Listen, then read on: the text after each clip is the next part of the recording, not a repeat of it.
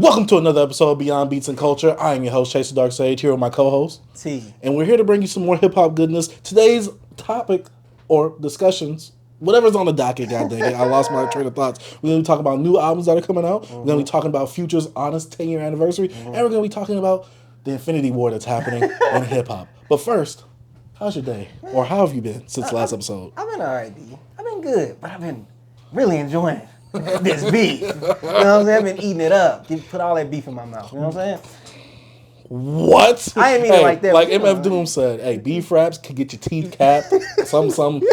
God dang it, he snapped. I don't care. Hard bars. What about you, D? I've been all right. Recently came back from out of town. As you guys can see, the hair is cut. Therefore, you cannot make any more haircut jokes.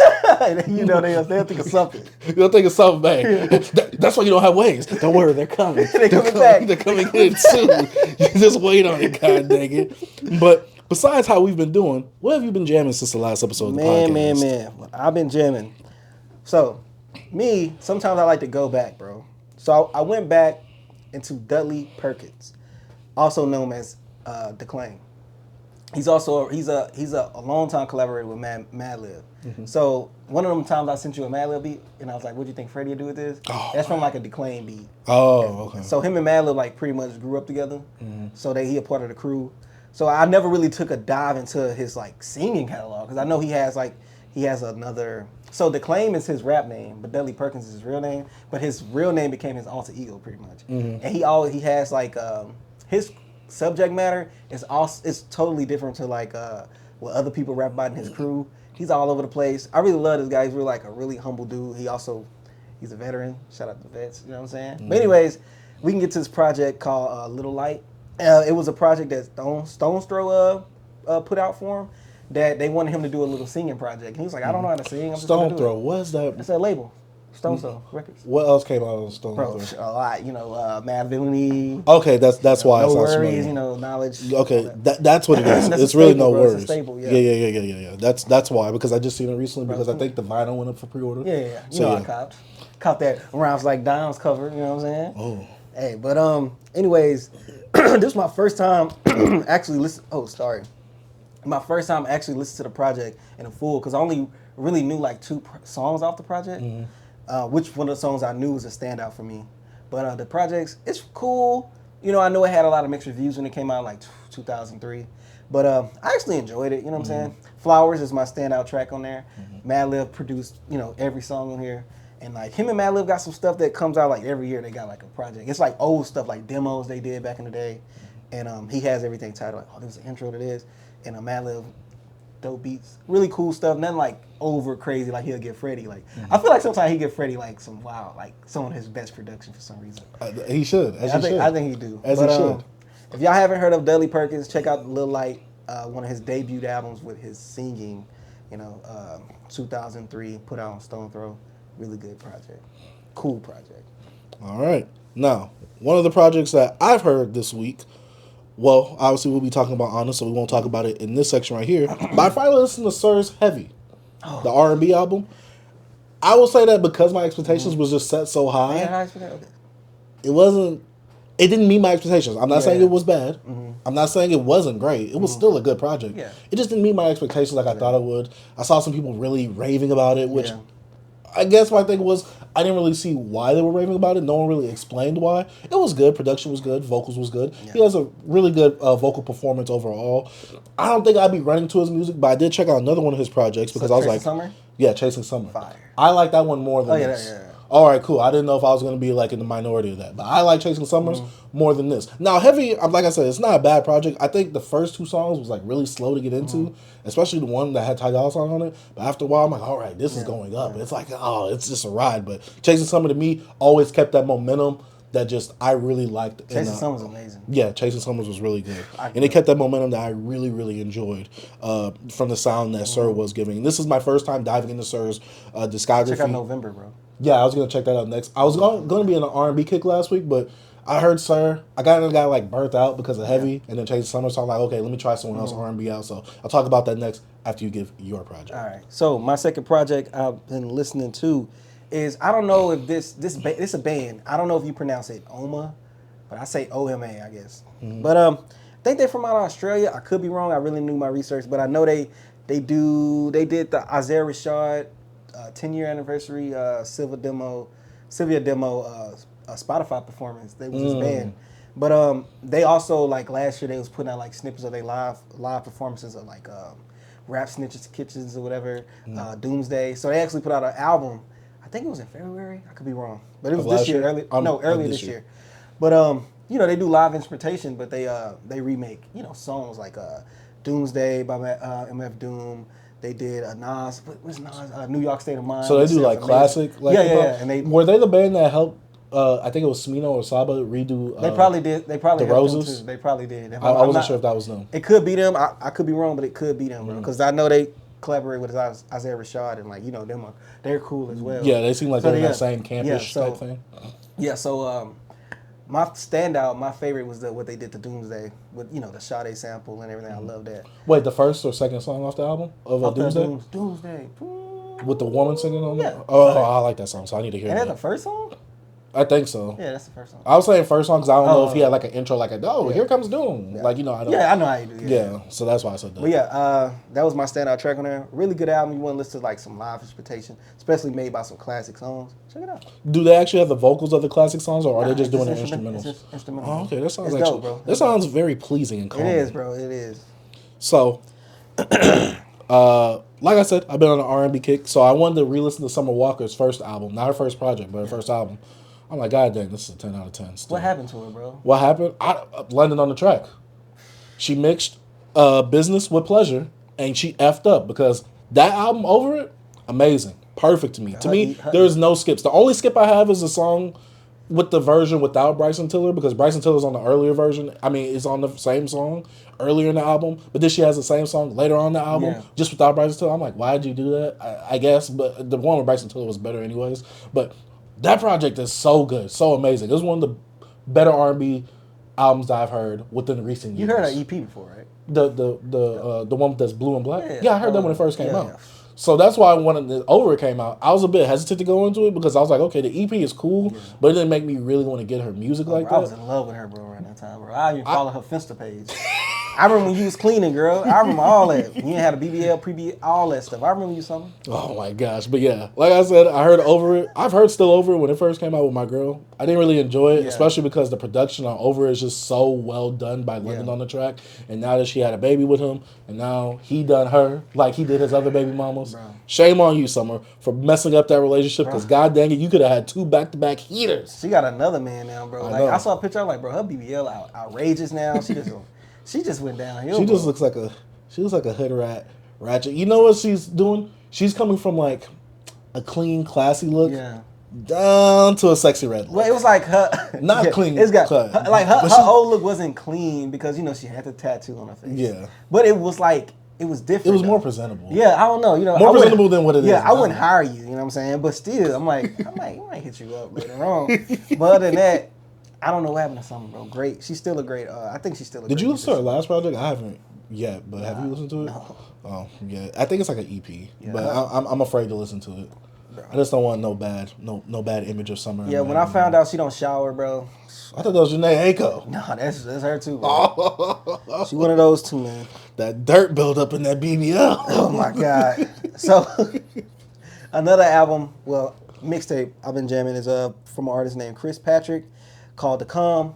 Pretty good project. This guy, he's from out of Jersey.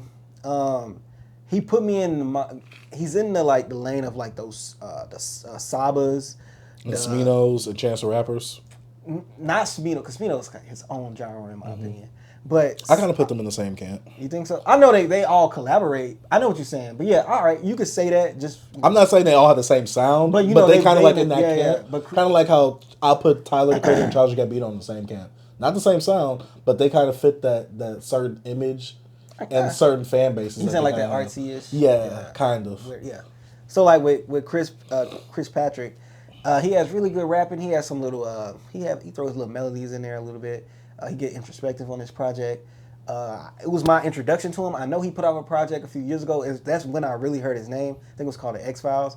I really haven't. I need to go back and listen to that because I heard that's pretty good as well.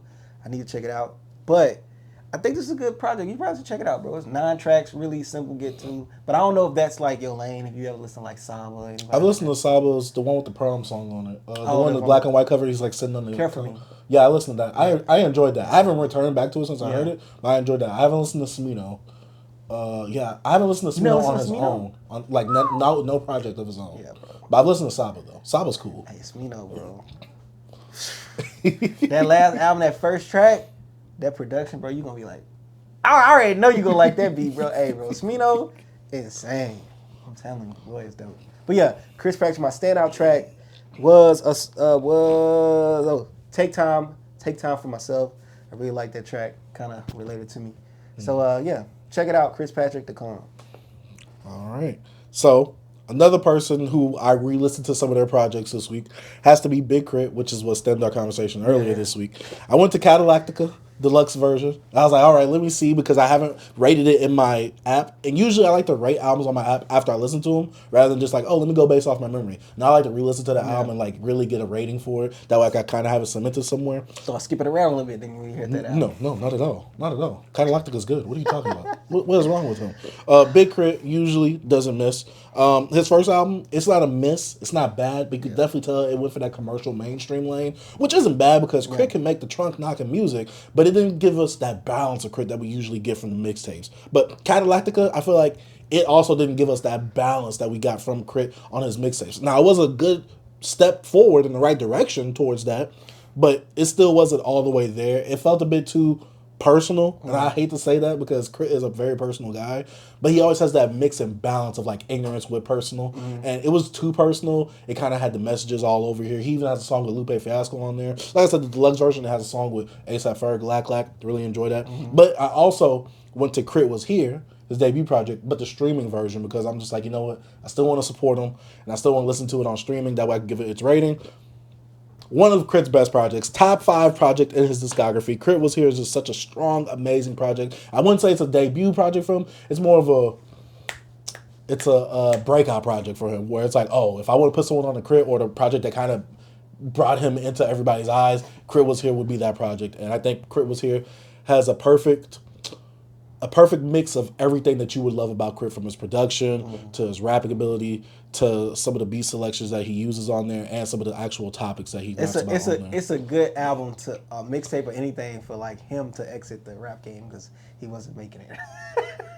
That's true. That's what he did, bro. Nobody was feeling him. He put out this great body of work and he got noticed.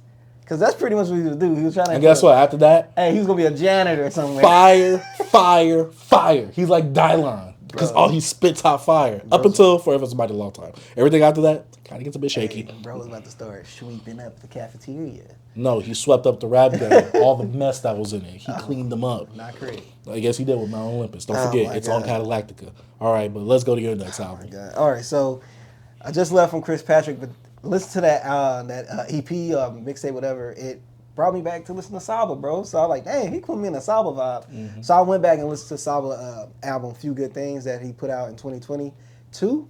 Yeah, 2022. Really good project, bro. I really like that album. I feel like it's one of those albums where like you kind of forgot it came out, but I remember playing this album a lot. But I actually was like, dang, that came out in 2022. Went back, listened to it. Still a great project. Not as best as Care For Me, but he still, Saba shows you that introspection, his rhymes, his song making ability, bro. And I just love how personal he is and how he can make you, like he put out, one of my standout track is 2012, like a year I graduated high school, and like the song, the production makes you feel like a memory, and it's like, it's one of those songs like, dang. And he has a lyric when he says, he had everything he wanted, I had everything I needed. And then you go back and it put me back like, dang, everybody I wanted was in this time, everything I needed was there. But and you so young, sometimes you think about like, I need this, and it was just like, yo, beautiful song, bro. I love that song. But 2012, my standout track, A Few Good Things, the album, bro, by Saba. Bro, check it out, bro. I'm telling you, you sleep on Saba, bro. I think a lot of people sleep on Saba, bro. Oh, yeah, I agree as well. Saba, Smino, that whole camp with Chance the Rapper and all of them. I call them like, No Name as well. They all have a group together. They call not the Surf. Not No. It's No Name, Smino, and I know what you're talking about. I forgot the name. They supposed to put out a project. I forgot. Yeah, exactly. That's why I remember it. Yeah. I forgot the name. Dang, I forgot the name. Yeah. But maybe we'll remember it later on. Second to last project I listened to, Myke Jordan by Killer Calione. I have never listened to a Killer Calione project. Hold up. Is this early? No, this is his latest project, I think, or second to latest project. Last one I heard is like Candy Paint something. It's like 2011. This one came out 2022. Oh yeah, I know. So yeah. So it's new because I saw him on the For the Shooters? Whatever that thing is where they be having the mic come down and people rap on the mic. Rapping, yeah. So yeah, I saw him on one of those snippets on Twitter, and I saw him rapping a song. I'm like, oh, this song bombs. It jam. I'm thinking it's new. It's an older song that he's performing that obviously he's trying to, I guess, promote. Killing beats, bro. Oh no, he is. I don't know why I never checked out his projects because I just feel like with rappers like that, they'll have the same subject matter, talk about the same thing every single time. And the worst part is, he does do that. He's forklift music, B. Yeah. Killer Calione is forklift music. Now, Myke Jordan, it's not a bad project, but it's also not a standout in any type of way. Now, if you're a Killer Calione fan, you're going to enjoy this. But to me, this is like in that realm of like Nipsey, Dave East. Yeah. Inspirational hustler music. Yeah. You know, I've been through the trenches, but guess what? We all can get out of it. He could rap. He cooked Big Crit and what's kind of when that one song. Okay. Currency, he cooked them, bro. You talking about No Wheaties? Moon and Stars. He cooked them. No, he cooked them, bro. Houston, bro. He cooked them. You know what I'm saying? Stop that. No, he cooked, but he didn't cook as hard as Big Crit. Remember who made the beat and remember who rapped on it as well. Yeah, he should have just made the beat. No, stop that. Nah, Crip fire.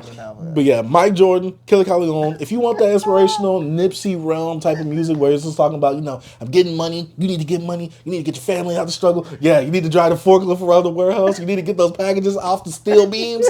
This is the music that you listen to right here. Hey man, pick that joint. And that's not a diss when we say that either. Forklift music ain't a diss. We need inspirational, get money music. Hey bro, I work with a dude that wore the shiesty every day on the forklift, bro.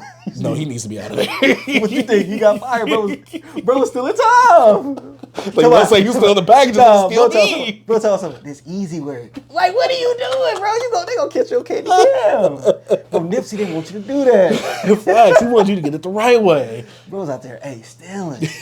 Man. Yeah. Myke Jordan, I want to listen to another Killer Calione project, but this one was just way too long for its own good. It was over an hour long, B. Bro, I haven't had listened to Killer Calione since that mixtape he put out with the Trunk Pop Candy something.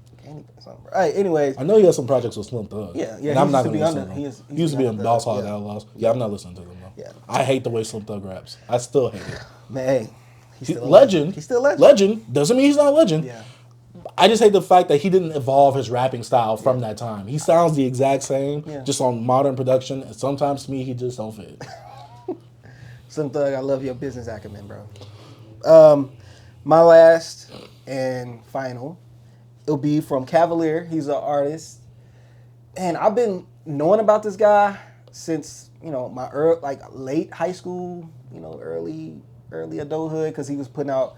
He's a frequent collaborator with Quelle Chris, but I never really checked out his discography like that. So a few years back, I listened to some of his albums, and then he put out an album with Quelle last year that I really love, bro. I actually just copped the record like a few weeks ago. Well, wait, for retail or for what, secondary market? No, it was for retail, but it was from overseas. Oh, okay. So, but he's putting out a up and coming album for the drop. I don't know the name off the top of my head. I should have put it in here, but I didn't. But he put out 3 singles so far. Mm-hmm. He got Come Proper, Custard Spoon, and 50 Bags.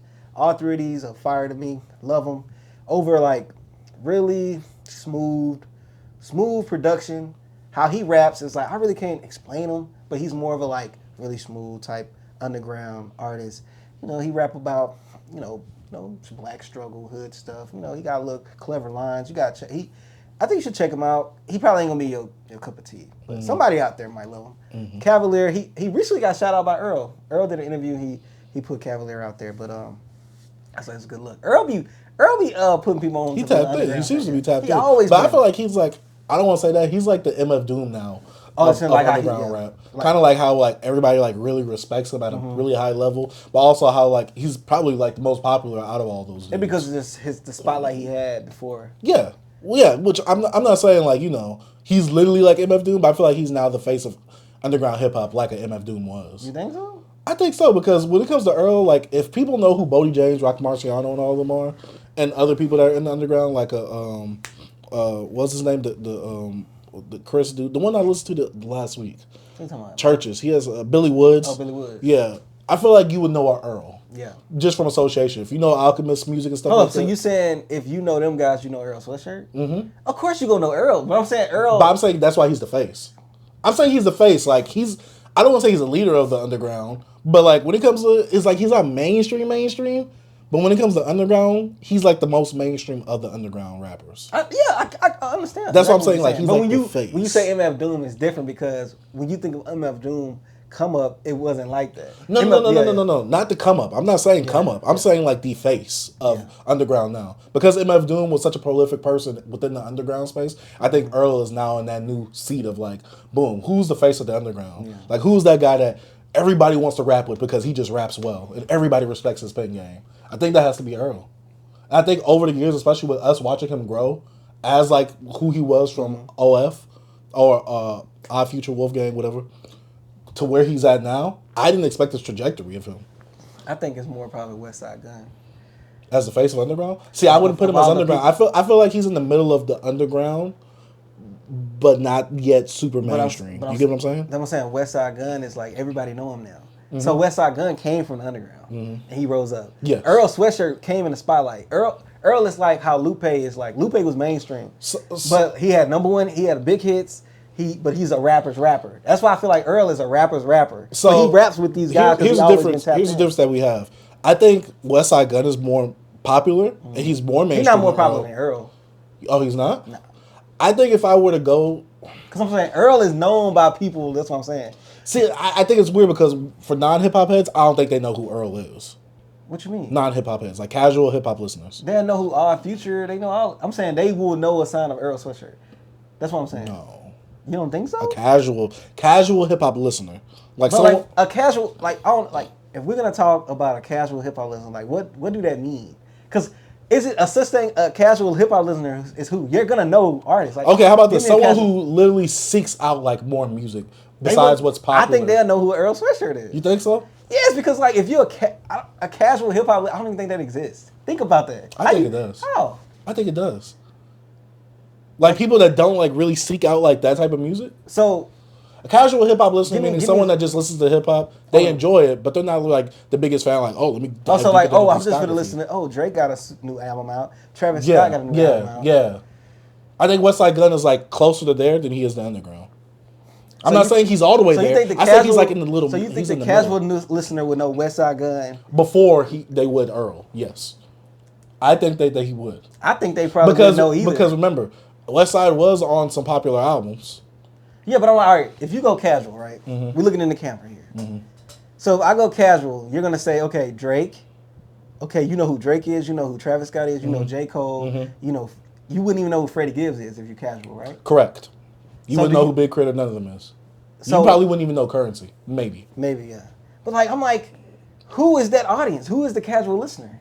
Because in these days, like, music is so, like, you can find music everywhere now. It's not like how it used to be. I agree. That's why I'm like, you could click a playlist and you'll hear Westside Gunn. You might hear Earl and but do you think Earl will ever be in a Rap Caviar playlist?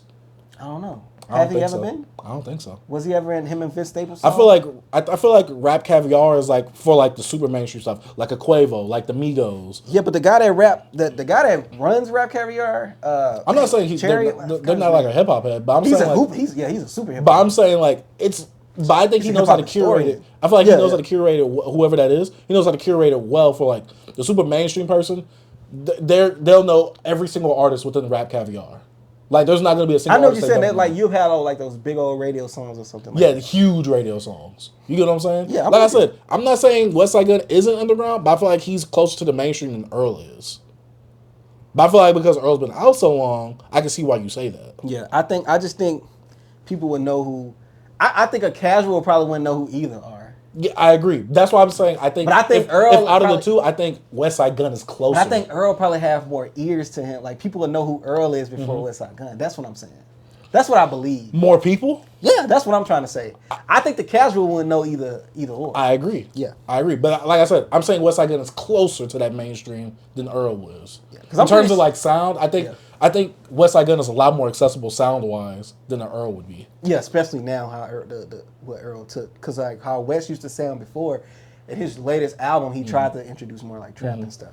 But like they both have unique sounds. Like I don't think any casual listener will be like, "Oh, I'm finna listen to this." West Side Gun. I completely agree. But that's what I'm saying. If I had to go for the two, who you think got the most listens? Like Spotify monthly listeners? Earl.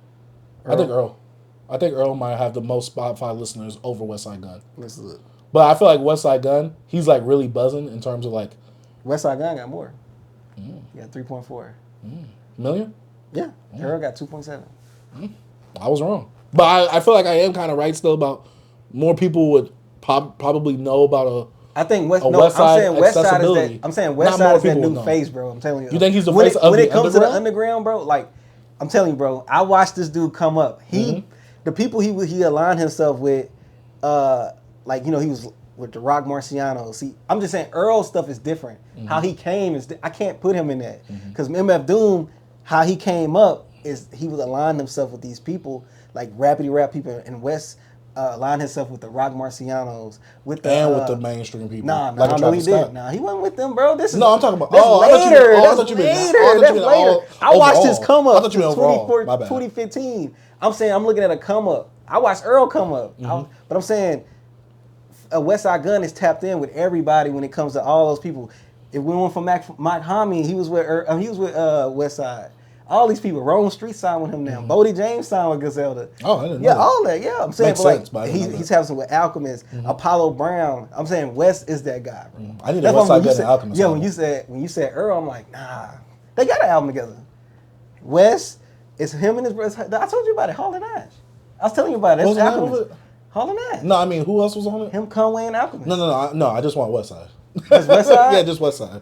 Because I guess my thing is like now, sometimes like I like to listen to solo projects like my rappers, like just them. I just want to hear them spit. I just want to see what they can do on their own. Oh, if you want, but over like someone else's production. But what West Side is, bro. Look, so when you go into a West Side Gun project, he's a curator, bro. West like to bring people together. He makes like you listen to West Side Gun now, especially his early, like his run is insane. Especially his underground run, bro. Bro has dope production from Alchemist, all these people, all these dope underground producers and the artists, and he just bring them all together. Because West is not even people's favorite when it comes to rapping.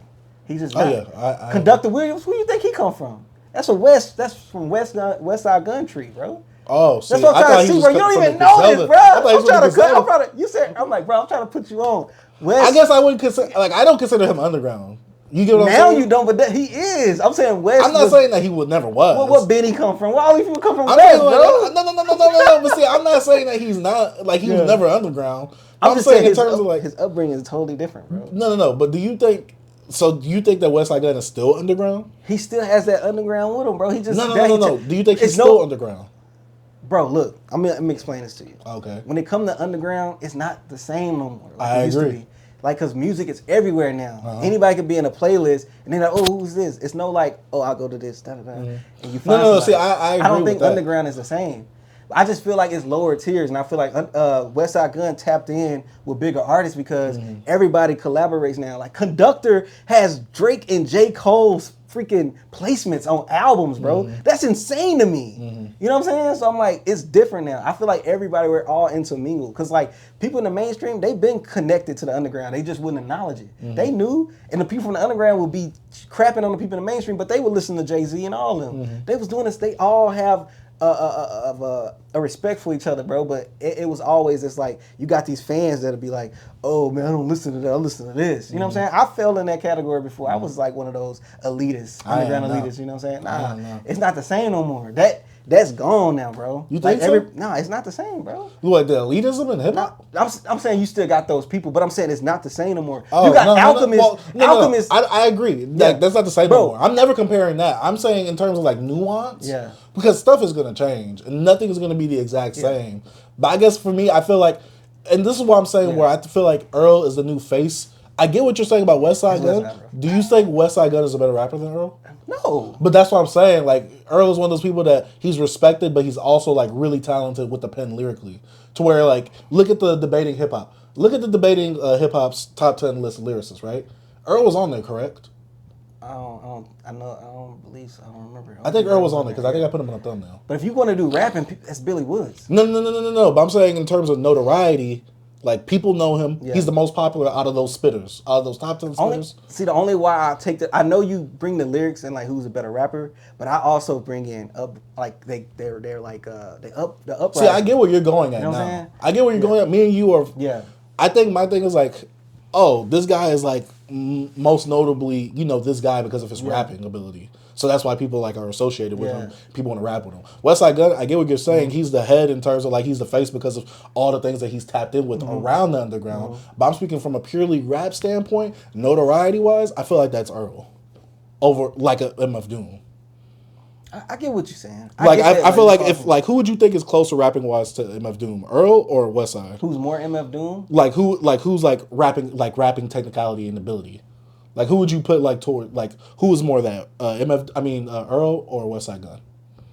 Oh, man. I think I put Earl because I feel like Earl is a way better lyricist than a Westside Gunn. I'm not saying that Westside is not a lyricist in any type of way, but rapping ability-wise, I think Earl, like, really mops up a lot of the competition. I think Wes is more of he closer to Doom than Earl to me. Especially when it comes to just his schemes. I'm about to say, I think his character, like his personality. They even have an EP together. That's the thing. The person EP together. See, I didn't know that. Yeah, Westside Doom. You don't even know this. But personality-wise, I will give you that. He got the whole Doom chain. Him and Doom face split. You know what I'm saying? That's hard. See? But personality-wise, I will give you the Westside Gunn and Doom. But I'm saying in terms of like rapping ability and technique, I think Earl is that new MF Doom for the underground right now. Nah, that's in terms of notoriety. That's Woods, bro. You think so? When it comes rapping. But do you think also popularity-wise as well?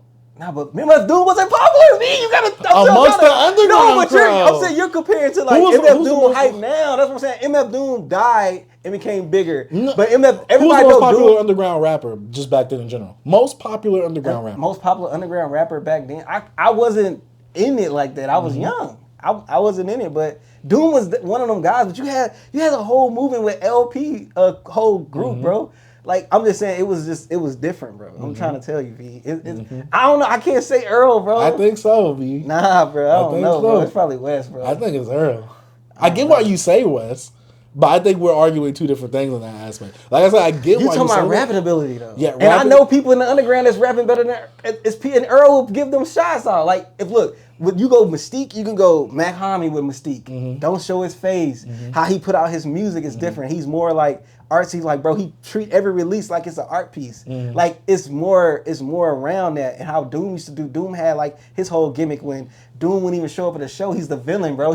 Someone else will have. Yeah, so it's like with Earl, he's just Earl to me. He comes from OOF, the blog skater kid. He's a dope rapper, and he just tapped into the underground. He don't have that mystique. So Doom had a mystique. No, not mystique. No, but I'm saying you can't. I don't like for me, like me being in it. I look at people like the Mag Homies, the Billy Woods, don't show his face. Like they all have this niche. So there's no picture of them. Oh, Mac Homie, you could find some that's like older. Like he was actually in Hunger Games. He was like an extra in the movie. But like, so it's like with Billy Woods, you can't find. Nah, bro, his face is just always blurred out. But I'm saying when it comes to underground artists, bro, I was just like, most of the people they have a niche about them. They have like something like they have this. They're what you call it? It's a mystique, but it's also like a. Your character? No, what you call it? It's like a trope, I guess. A trope or something like. It's a word I'm looking for. It's not a character trait. I don't know. Anyways, Earl don't have that to me. So that's why I can't compare him to Doom. He don't have something that makes him Doom like, has a signature thing. Yeah, See, Earl don't have that signature to me.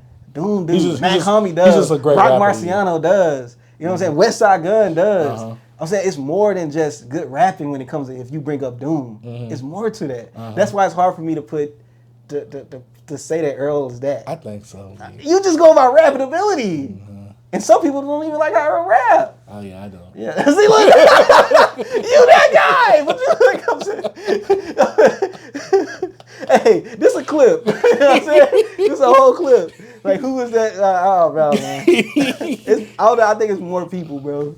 It's more people than Earl. We're gonna have to see. We're gonna have to actually really talk about that deep dive and actually get a list of people after I listen to some more people. Yeah. And you educate. But I'm just saying, you gotta learn. Like even if you listen to them, it's not even that. You gotta actually know the lure. You gotta know the lure of it all. You know what I'm saying? That actually brings more into the artist. Like being at an MF Doom show and him not being there, you'll probably be pissed. Oh yeah, I would. But looking back, 10 years later, like that was dope. I actually experienced that. You get what I'm saying? Yeah. So, with Earl, we saw Earl the free F Earl mom.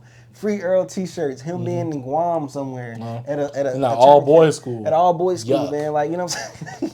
He's a kid. Come on, where you going? Still, where your mind going, bro? I don't want to be surrounded by men. Hey, bro, sometimes you got to do that, bro. No.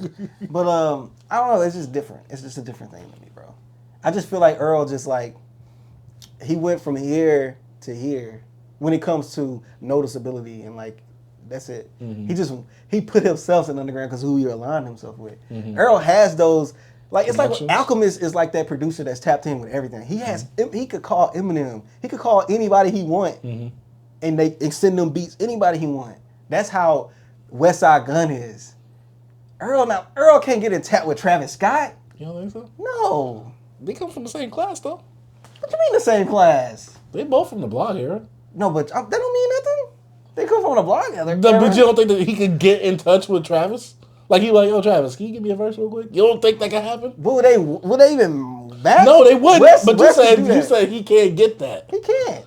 Nah, I don't think Travis not for the... Man, come on, bro. Nah, come on, man. What would they even accomplish? Travis Scott and Earl sweatshirt? That sounds disgusting. Hey, that might be. That sounds like a wet sweatshirt. Like, I don't want that on my body. I don't want that in my ears. Look, that's disgusting.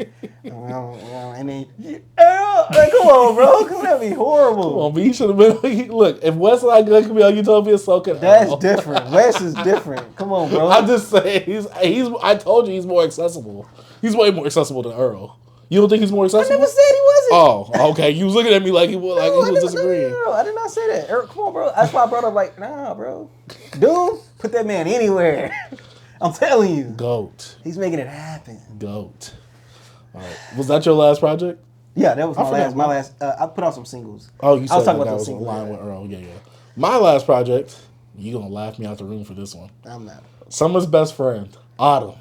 Had listened to his new album because it literally came out today. The one that's from New Orleans. Came out today. Listen to it. It's about 30 minutes. How was it, bro? It's Autumn. There's definitely some songs I jam in this. I think people like Autumn and Summers and all that. I'm not gonna say they're dropping a little bit. I'm just saying. People like Autumn and Summers, they're not bad artists for what they do, especially with the cult fan base they have. I think the problem with like people like them and Yeat and all that. And it's a good thing for the fans, I guess. They feed their fans. Yeah. Their fans are consistently eating, which is always great. Yeah, because everybody wants great music. But I feel like they're not really concentrating on the actual... A lot of them. Yeat's concentrating more on his albums. I feel like a lot of them, like a Summers or an Autumn, they're not really concentrating on the actual body of work. Y'all coming out with all these projects, they about 30 minutes. Some of the songs are 2 minutes. Autumn has 2-minute songs, and 2 or 3 of them got beat switches in it. Like, there's two different songs. I'm just like... I just feel like we're getting too much music. We're consuming too much. We're not letting these artists really like sit, fester, and actually develop their craft. Yeah. Which I kind of hate. Like I said, if you get like the last like 10 projects they made, which was about probably maybe an hour at that top, if you combine the 10 best songs from those projects onto one project, it'll be their best project. Yeah. But I feel like they put solid and great songs here and there. But it's just a lot of filler songs all wrapped around them, and I just hate that. But Autumn, I mean, if you like Autumn music, you're going to like this. I think that he's a baby of Yeat style, which is weird to say, but he has a lot of Yeat characteristics, but he has a lot of Future in him as well. He's definitely a Future I heard baby. I thought they all like kind of came up together, Yeat, Autumn, Summer. I think so. Yeah, they all used to like... But Autumn sounds like Yeat. Like a lot of times because of his vocal inflections. They had a whole beef, I think. Wasn't they saying like Yeat stole Autumn style? I kind of saw some stuff like that years ago. That could have happened. Yeah. I mean, because if you listen to Autumn, you'd be like, oh, he kind of sounds like Yeat. Even though he's doing the whole Young Thug and Future thing, which I think they all come from that tree. But I think Autumn sounds a bit too much like Yeat at some points because Yeat has a certain voice inflection that he uses that obviously Future nor Young Thug do, and Autumn does it as well. And I'm just like, I don't know who did it first, obviously. Yeah. But you can tell that it doesn't sound as right. But I do like it when he's on his like Future or super melodic like Hendrix type bag that he gets into. You just tell like who's the better artist. Like it separates. Like I feel like Yeat is bigger. He's better than them. Like you said, I feel like Yeat was like, okay, I'm feeding y'all all these projects, but it's gonna get to a point where like y'all might not even want to get all this no more. I put out all this stuff because I'm hot, and then I'm not hot no more. I sizzle. So now I'm gonna give you the music, but I'm also for the focus on my concepts. I'm for the focus on more direction and grow as an artist, maybe. You know what I'm saying? That's why I hear he's trying to think of some new stuff, like the whole thing with the whole the whole Future album. The 2093. Yeah. I listened to it. Oh my god. Yeah, I wouldn't put a person that doesn't listen to Yeat. I wouldn't put them on that album. That's not the album. But it ain't the first album I heard from him. So yeah. But yeah, I don't know. I'm really afraid of these newer rappers. But I mean, they're still going to be good because they're always going to have that fan base that wants to just hear them make music. They don't care if it's good or bad. They just want to hear it. And I think Autumn is better lyrically in terms of being audible than Yeat. But I think Yeat has a better sound. Yeah. I got you. So yeah, Yeat is way more unique than Autumn is. But I think Autumn can make better or catchier songs than Autumn. Hey, you always can tell when an artist separates themselves from another one, bro. I'm telling you always can see it. I'm telling you.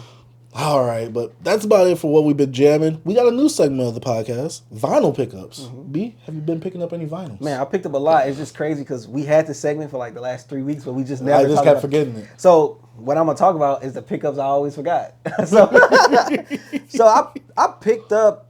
I spoke about it. The new knowledge and Anderson .Paak, the No Worries. The pre-order? I got the pre-order for Rhymes Like Dimes edition on Stone Throw. I love their cover. And it comes with a double disc, so hopefully it sounds amazing. Okay, so some albums I picked up throughout the week. I picked up Quayle Chris and Cavalier's Death Tape, Black Cottonwood. That's the one I was talking about. I picked up the West Side Gun, God is the Great Ruby variant. Got that sealed for $150. Shout out to the homie Nova. You know what I'm saying? Because that joint goes for $1. You know what I mean? I got it for a deal still. And then I picked up Pharoah Sanders. Ain't that he that jazz guy? Yeah. He passed away, I think, in 2021. But he put out a project. RP. Yeah, he put out a project with Floating Points, which is also like they not jazz. They more like, like a orchestra. I about to say orchestral? Yeah. So it's called Promises, pretty dope. And I copped the VMP variant of Black Sam's Jet Sam project. He did a collaboration project with this one producer. I cannot think of his name. Anyways, I think his name was Jet or something like that. My bad. But anyways, I really like that production on that project. And I like Sam, even though he's kind of like really low. You really can't understand what he's saying.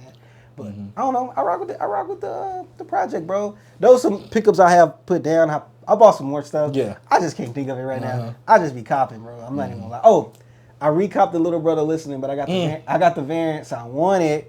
Shout out to the homie from Sweden. You know what I'm saying? You hooked me up, and at a good price, B. And them colors so sexy. I can't wait to play that, bro. Oh, you haven't gotten it yet? Nah, okay. It should be here in a few days. Though. Okay, nice. And he shipped it out the same day. That's the best. Oh, you buy something.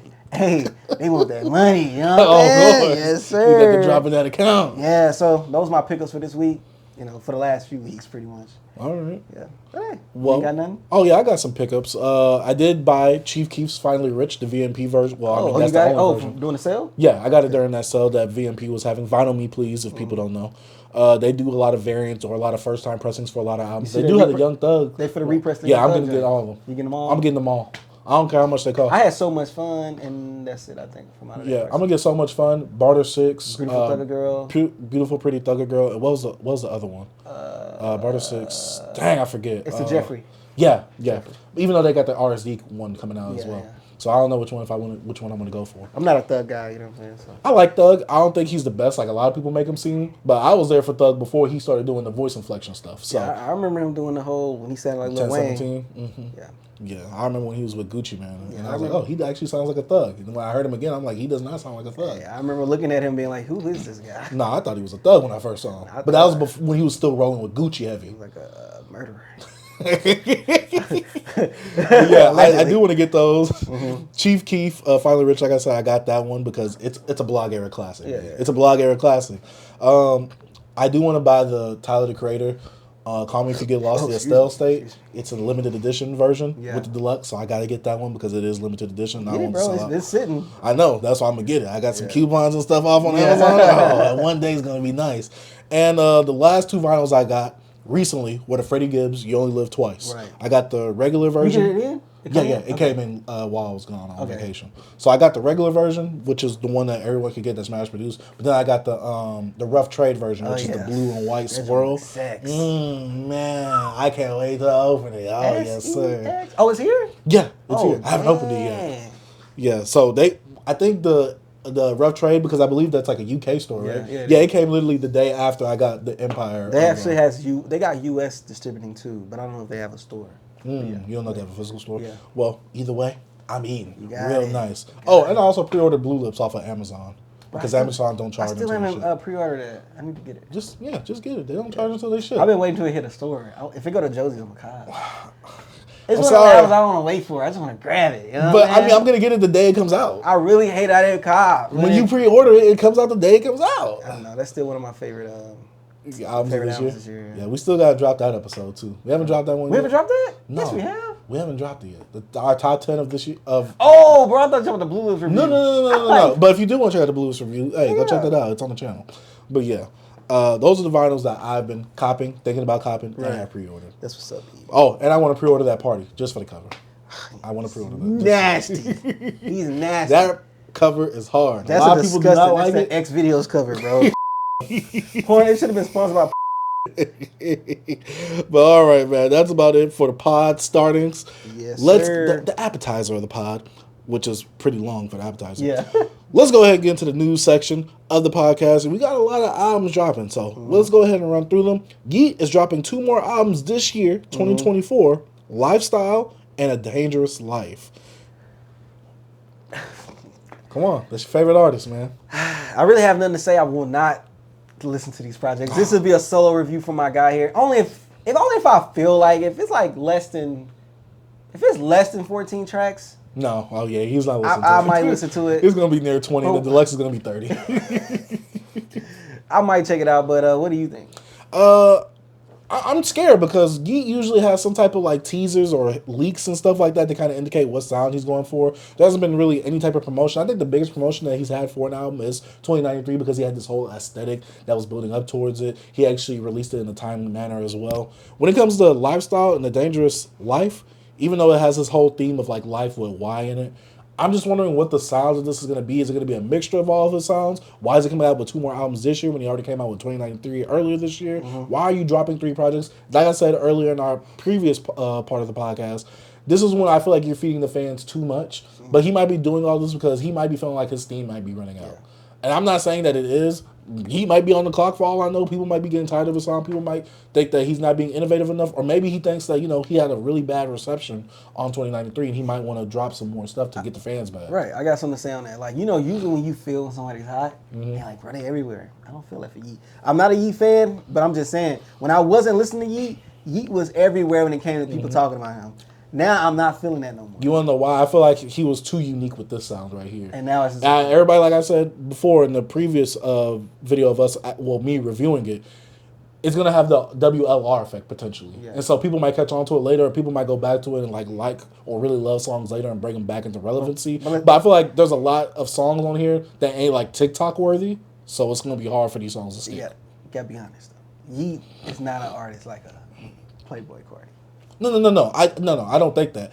I just say the WLR effect, meaning like, people will go back to it like, dang, I really didn't, like, this wasn't bad. Like, what was I talking about? You say that effect, I mean, like, people gonna be like, yo, this is a gram. No. See, that's what I'm saying. When you be freaking up some references, bro. But a lot of people say that. But a lot of people say that on the internet. That's what it's called, the WLR effect. I know, but when it's like that, like, yo, we was too hard on this album. But when it comes to Whole Lotta Red, it's a whole nother effect when it comes to it. The whole perspective change. So what they mean by and it grabbed more influence from it. What they mean by WLR effect means that they didn't like the album at first, but later on they loved it. They're using it wrong.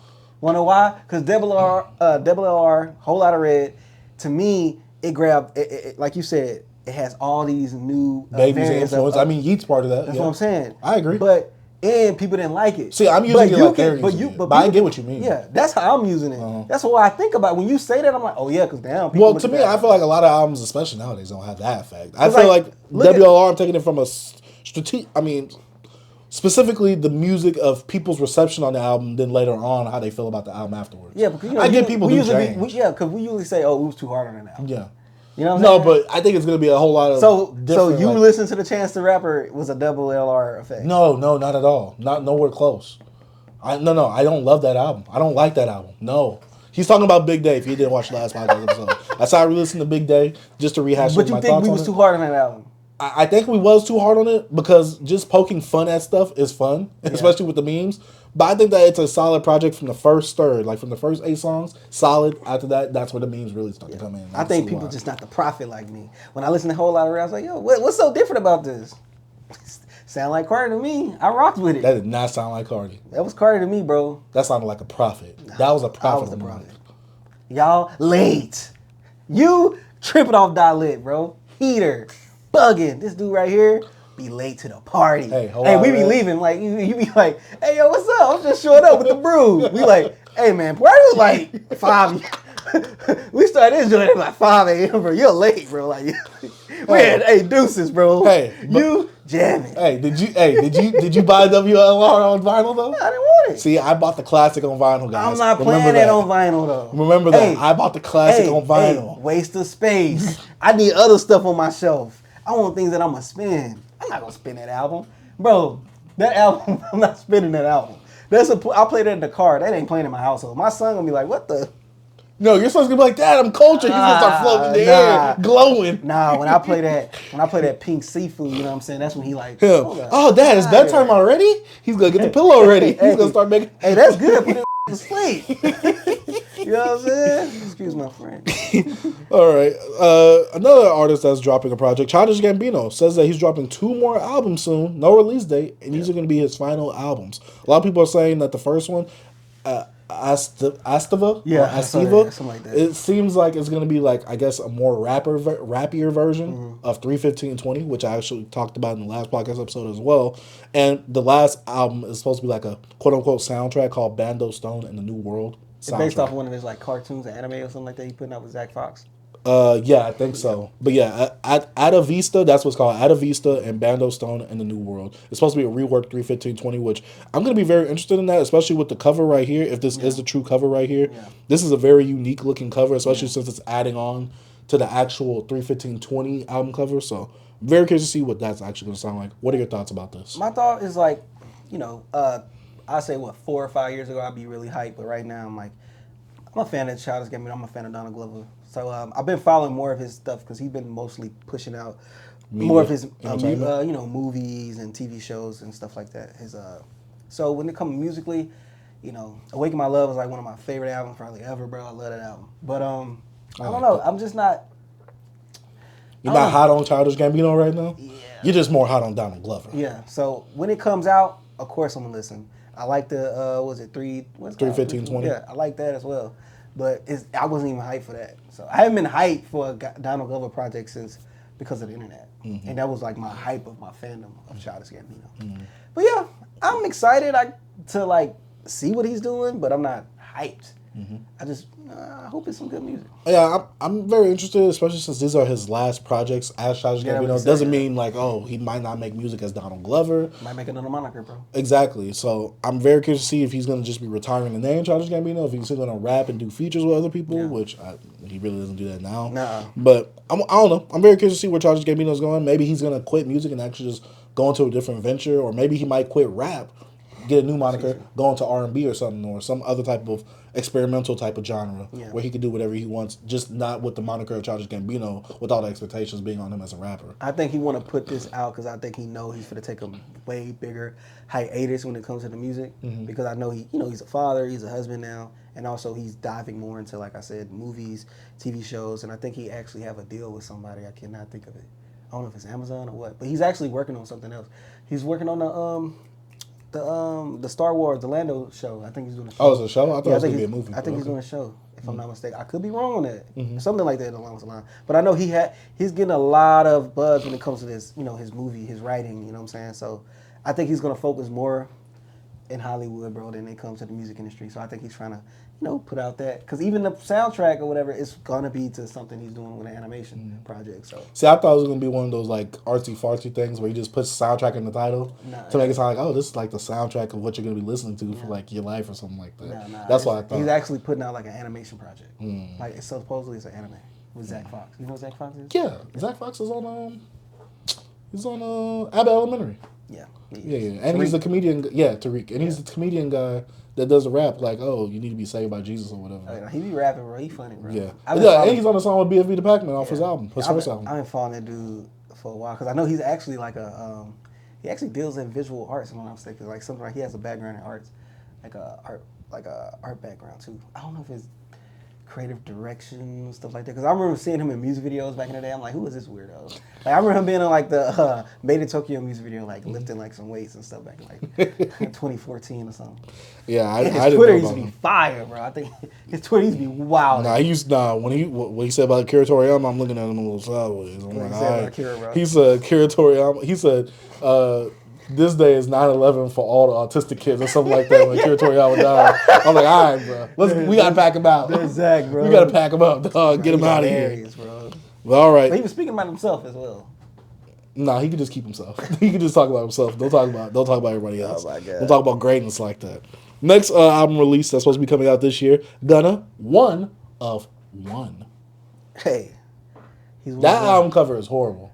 His last two album covers, this one and the last one, A Gift and the Curse. Gift and the Curse is a good album. Yeah. Horrible cover. This album right here, horrible cover. Don't judge a book by its cover, man. Unless you dive into them pages, bro, and you get that dopeness from Gunna, man. I think Gunna just is finna be on a run right now. I think Gunna has a lot of fire up under him right now, bro. He's trying to prove to the game, bro, I ain't no snitch, bro. I got a really good relationship with Thug, and all y'all when Thug get out, y'all gonna be shocked when the boy gonna be featured on my joints, and we got a really good relationship. I think he just for the steady put out this heat while Lil Baby, over there hating. You know what I'm saying? Hating. Hey, he had a pretty good verse on Future's latest album. Who, Gunna? No, Baby. Why would Gunna be with Future? Why would Lil Baby be with Future? That makes perfect sense. Future was on Baby's last album. I don't know. I'm not tapped into the streets. I'm not tapped into these whack MCs. Excuse me? You like Gunna. Gunna's a much better rapper. Much better rapper than Future. I like Gunna. A much better rapper than Lil Baby. He's a much better rapper than both of them, so chill it. Chill. Gotta push the narrative. But yeah, Gunna did come out with like a little interview because I guess he did the interview with someone. He kind of described his relationship with Lil Baby, 21 Savage, and all the other ones that they ran around with. He was like, it is what it is. He's like, he said, they asked about relationship between him and Thug. He was like, yeah, it is what it is. It's still the same, still got love for each other. Yeah. And basically they said that he wasn't going to stand and testify or whatever on the stand, which is pretty cool. Bro, I'm staying on street business, man. I'm not a street guy. I don't know nothing about it. Hey, me neither. But you gotta follow street codes around here. Ain't no street codes. Speaking of street codes, Bun B dropping a new album, April 26th. What is it called? Street Code? No, it's called Yokozuna Trill. Yes, bro. He need to focus on Trill burgers, bro. And that business is wild. Guess what, B? With Japan producers only. I'm very curious to hear this. Bun B. I know you're not gonna like that I say this. Bun B has been on a nice little run lately with his recent projects, except for the Motrill. You can cut Motrill out. But Trill Static 1 through 3, now this right here, like I said, I just need an Alchemist project. With Bun B. He has this one coming out. I don't have Alchemists do that. Why would he not? Bro, this is perfectly in line. Bro, if Bun B was on that Static Selector album by himself, it wouldn't be as good. He need those features. I think he would. Bun B if it wasn't live, I think Bun B lyrically is not that, man. Come on, just be honest. Guys, come on, man. Bun B's a legend, but he's not one of them guys that I'm just gonna check. He need Pimp. With him and Pimp C, that's when they together. But Bun B not that guy by himself, bro. He like Big Boy without Dre. Guys, we're taking applications. I'm trying to replace him so I can fire him. Nah, bro. Because the slander he has for one of my favorite rappers of all time is blasphemous. No. You are from Texas, sir. So what? Blasphemous. You know who else from Texas? Who? Soft Walker. And he's a better rapper than Bun B. I'm going to go to sleep on the podcast. Do you like Sauce? He's all right. I have no problem with him, but he never really interests me. He's in the Killer Callion field for me. Nah, you get what I'm saying? You super sleep, man. No. He just, to me, he don't do nothing crazy to me. And Bun B does? Name me a cold Bun B bar. I can't name a cold Freddie Gibbs bar or a Big K one. I don't remember stuff like that off the top of my head. His murder verse was really dope. Hey, I love Japanese culture. I love Japanese producers. I hope he have like a oldie with like Nujabes. Maybe he can get something from them.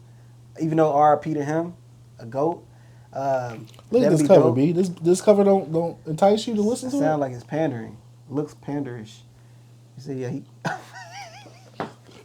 Come on, hey, man probably watched some Boondocks. Hold on, this is nasty. That's the tour. That's the tour. Come on. Come on, bro. You need to go back. Go flip us some burgers, bro. Go flip some burgers. Look how he's using that as an insult. Boy got a whole burger restaurant. He's telling the person that owns the restaurant to go flip the burgers. Oh, do he own it? Trill Burgers? He owns it with someone else, I think. Yeah, they have some disputes right now. You should go look it up. Oh no! Hey, Trill Burger is nice though. Oh yeah, you went. Have you ever? You went? I ain't going. Yeah, I went. I don't eat delicious. Beef. I don't eat beef. But he want to talk about rap beef later in this podcast. That's crazy. What I want to talk about. That's the type of beef I eat. Whoa. That's the type of beef in my mouth, you know what I'm saying? Oh my God. See, now we're done with, now we're done hip hop beef, you know what I'm saying? Beef raps give your teeth cats. Nah, man. What's beef? Now. Beef with a go. My bad, I'm gonna spit a little boy. Last piece of news that we have. Cue the sad music wherever you're at. We're not gonna do that for YouTube's copyright system.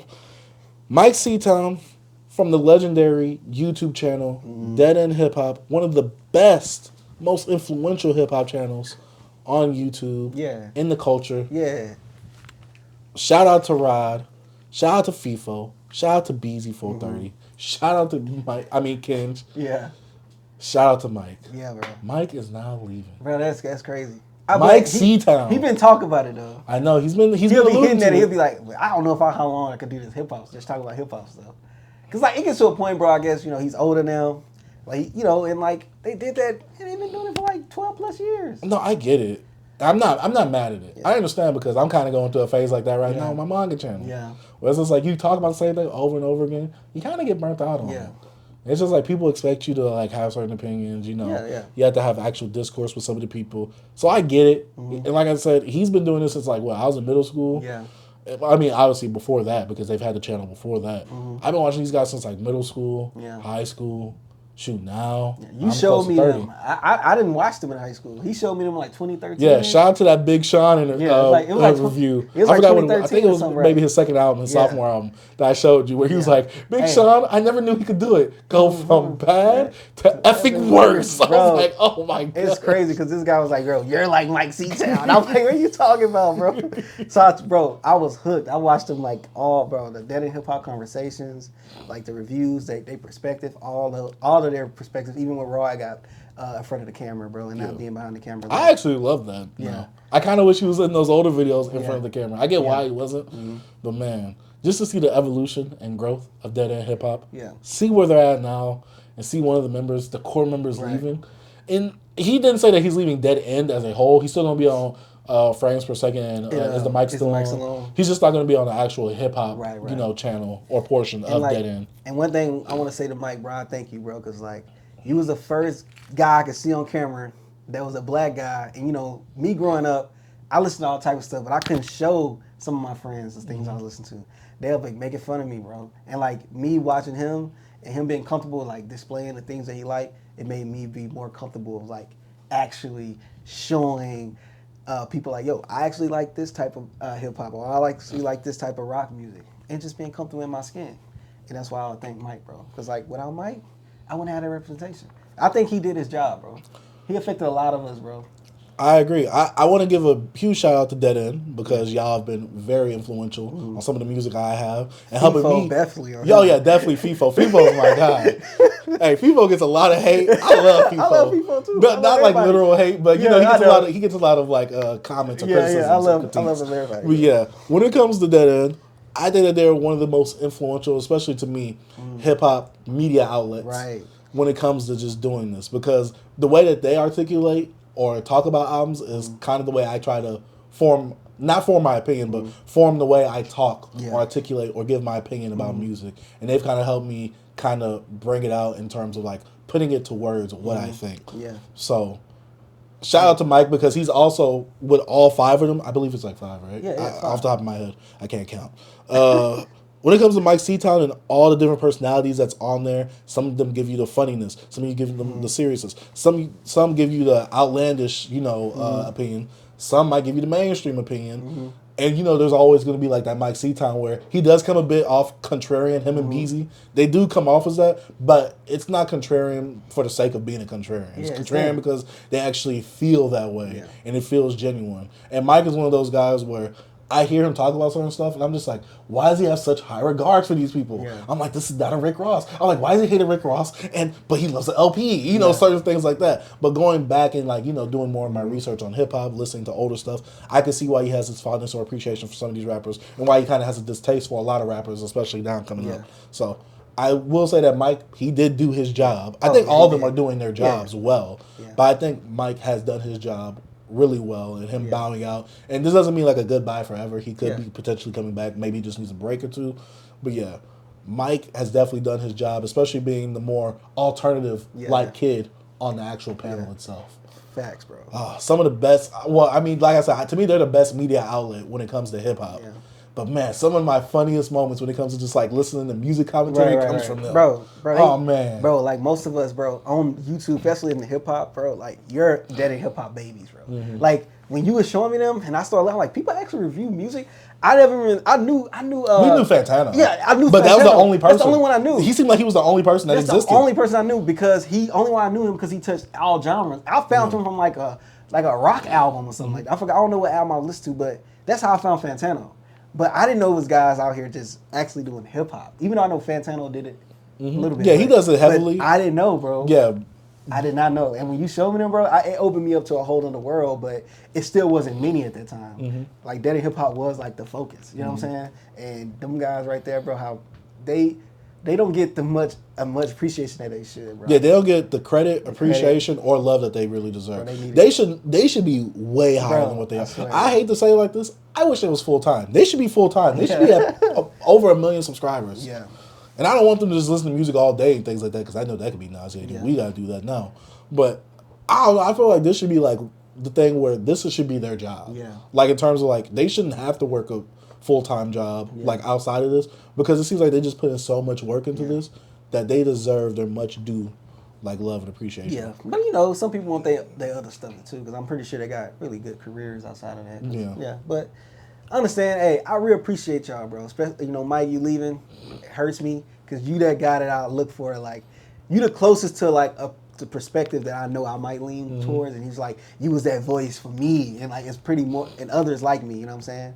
So that's why I was like, yo, that's gonna hurt. You know what I'm saying? Yeah, it's like just having the whole pie and you see that slice missing. Yeah. Like, yeah, you still got the whole pie, but just that one slice. I need the whole You know what sucks, bro? I'm always gonna be like, dang, what would Myke thought about this album? That's gonna hurt, bro. Even when it's albums that you know he's not gonna like, I still want to hear his opinion. Yeah. I love old Myke C-Town when he would just give his opinion raw. Yeah, he said he don't like. Yeah, he stopped doing that because they started getting into beefs. Yeah, and there's one thing about like what Myke said. That I actually like agree with. Like, if I'm 30 now, bro. If I got on here talking how I was talking when I was like early 20s, I'll be on here wilding. You know what I'm saying? Even on like we have an old podcast. We was on there talking wild. You know what I'm saying? So it's like as you grow, you understand. Like, I don't want to say it this way. And like me doing this more, I will have a better way of articulating myself with the things that I'm feeling. You know, even I'm still struggling with it now because it's not something I do. When I listen to music, I listen to it, but I never actually like had to talk about it in depth and give your opinion give my why opinion you like it. So yeah, so as I continue to do this, I will get better at it. Like they did. Like you watch their old videos, you see as time goes by, you get better as like articulating your feelings. So it's life, bro. He just grow, bro. He grow. I know, man. It's funny because Beezy was like, hey, I thought I was going to be the first one to leave. Yeah. I'm like, Beezy, no. Yeah, I need the contrarian take somewhere. Them two the same, they kind of close to they're closer in terms of like ideology when it comes to music. Yeah. But man, it just sucks to see them all leaving. Oh man, I just hate that sometimes. I get why, because you know they got lives. All of them don't be on the panel. I'm like, dang, what did FIFO think about this album right here? Like, I know they got D365, but I'm like, dang, what did FIFO think about this? Dang, what did Myke think about that? What did Beezy think about that? Yeah. Oh man, but man, shout out to DeadEndHipHop and shout out to Myke C-Town leaving. Thanks, a true legend. Legend, bro. Well, all of them are legends, but a legend leaving the game. Thanks, bro. Or at least retiring right now. I need a bitch with long hair like Myke C-Town. Hey, bro, that was a cold shout out, bro. I never forget when I heard that on the JPEG. I was like, what? That tripped me out, bro. And then I remember just going into like, I think I went to Twitter and like everybody was talking about like up in the rooms. I'm like, dawg, JPEG actually shouted him like Myke out, bro. And it would been super dope if he put Myke in that video, bro. Whack. Anyways, we love y'all guys, bro. Yeah. I almost said R.I.P. Myke. Oh, I get why you said it. Whoa, I get why I was kind of leaning towards that. We were sending a farewell goodbye. Farewell, bro. Oh man, but yeah, shout out to Dead End Hip Hop. Obviously, I'll still be tuning in no matter what because I love you guys. But I do think that it was newsworthy to put in the hip hop podcast and talk about the culture and things like that. Oh yeah, bro. Man, shout out to Myke, man, and shout out to Dead End Hip Hop.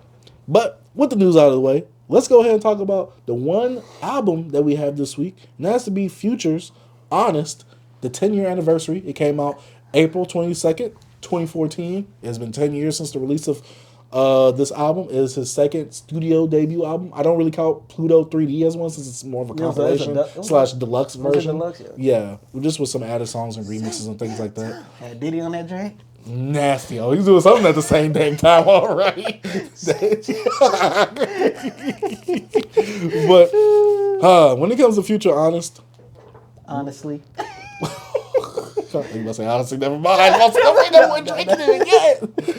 But when this album was announced back, in that era of hip hop with the blog era, I was anticipating it because I was a heavy Future fan. Still am a heavy Future fan. And I was like, oh, Honest. I'm like, that sounds hard. Some of the singles off of it, even though Move That Dope to Me, we'll talk about it a little bit later. Just the whole song in general. Yeah. But I was like, all right, this sounds very interesting. The Karate Chop song, the mixtapes he came out with, the FBG, the movie leading up to it. I'm like, oh man, this is gonna be so good. I was so wrong. Bro. Honest was one of the biggest disappointments ever. I think it is Future's worst project to date. Pluto was better, bro. Kind of close to it, but Pluto got some jams on it. Yeah, I like Pluto. I mean, Honest has some jams too. Yeah, it does. But Future, man, this is Future in his worst. Bro, this is Future in his worst era of music. We don't even have to spend. We're gonna give it a good amount of time, but I'm just saying, look ahead, bro. To start off this album, bro. I forgot it. It's songs on here. Side Effects? I definitely forgot how bad that song was. I actually blocked this song. No, there's a lot of songs on here that I don't like. The Trophy song. I want to be a trophy. I hated this song. DJ Khaled, all I want to do is win song. I hated and you can see the little inklings of Hendrix in there, kind of.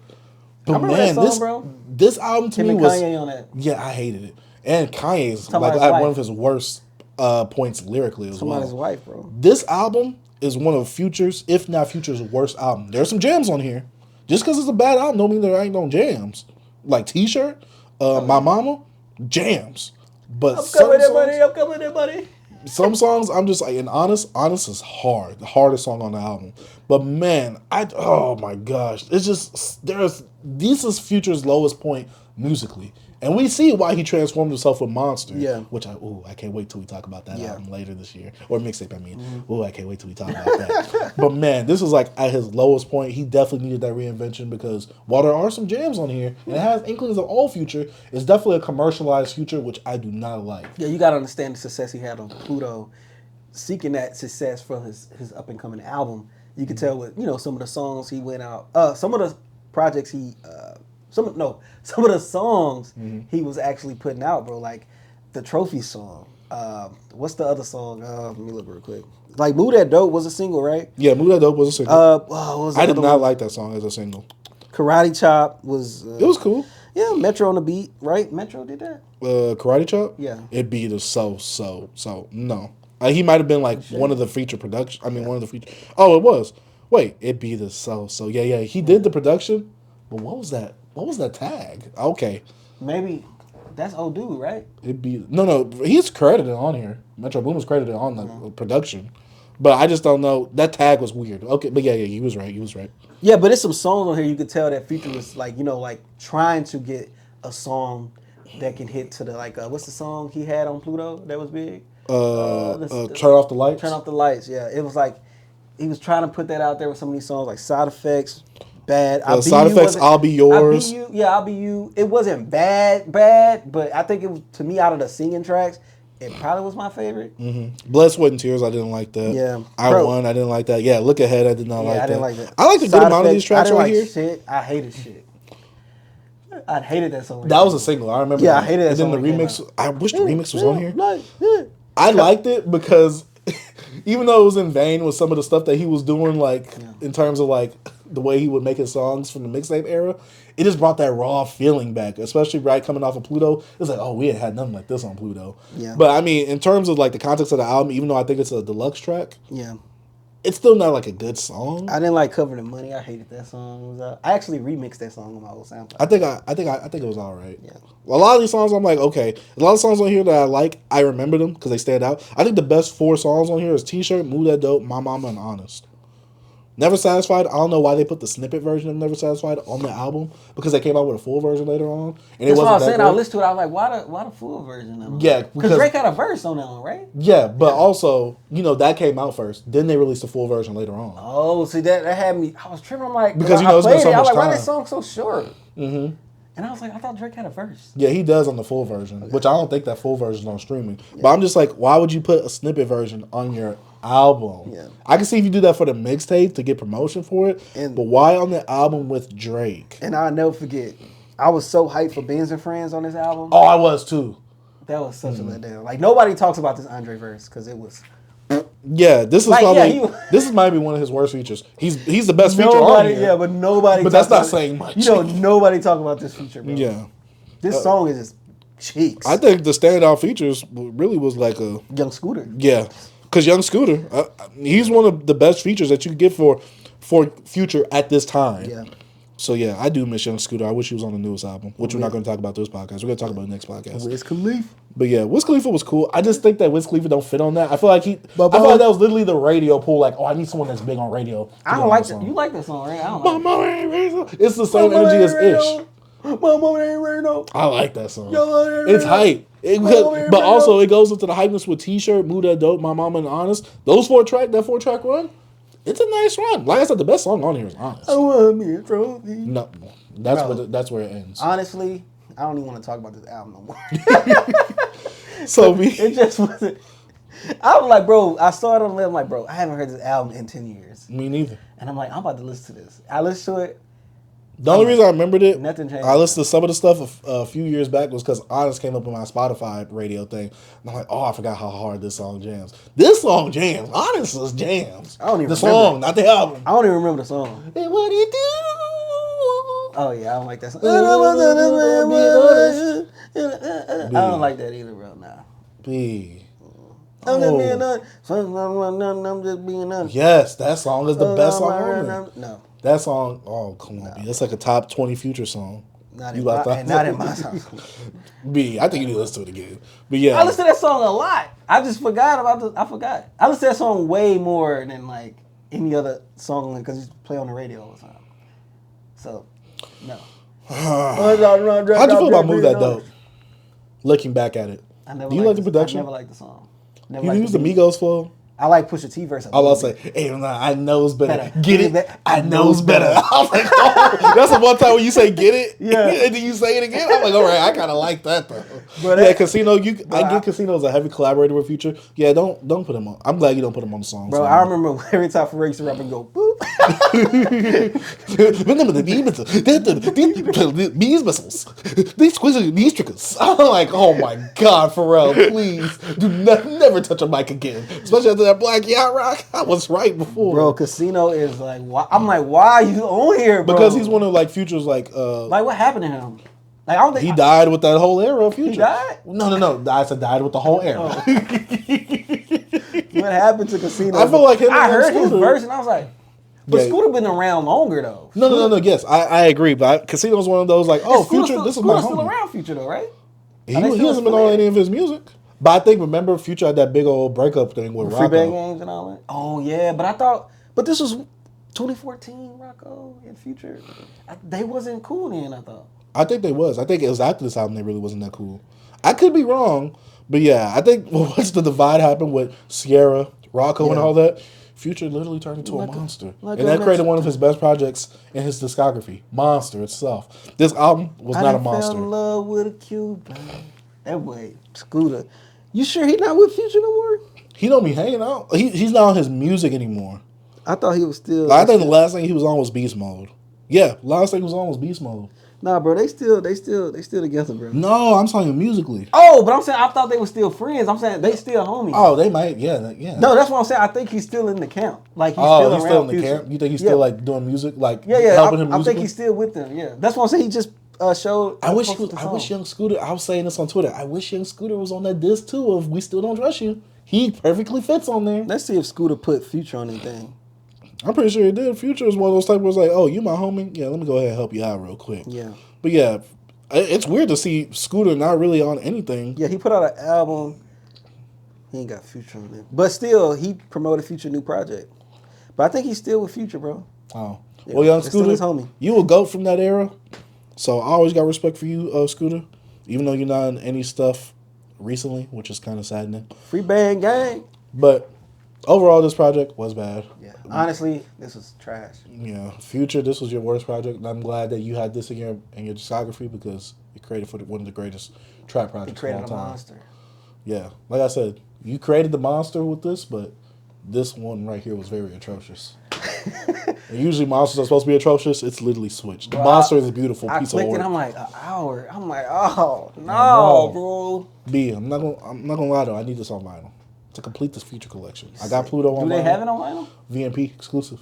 I think I remember that. Nobody. I need to get it. Nobody buys it, right? It's just sitting there. No, it's sold out.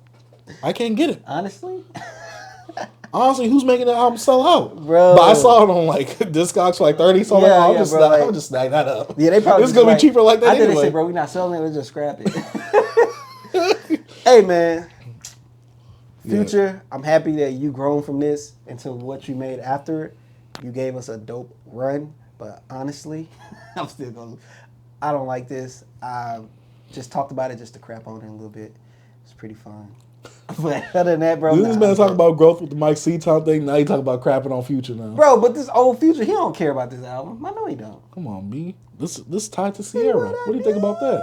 Or as the NFR podcast says, Kiara. It's tied to Kiara. They call her Kiara? They called her Kiara.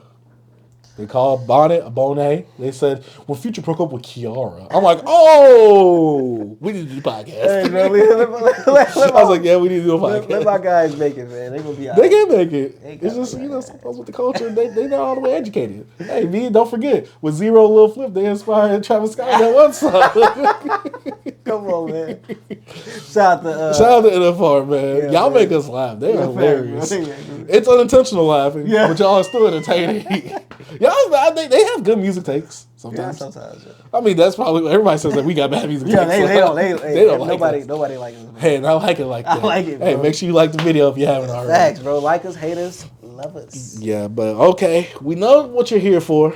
We just had to give you the podcast stuff because we need to make this full episode. Yes, bro. We need to. Let's get into what you really want to talk about. Look, his mic is on the right side, so when he starts cooking, he's going to be cooking. He has a skillet ready.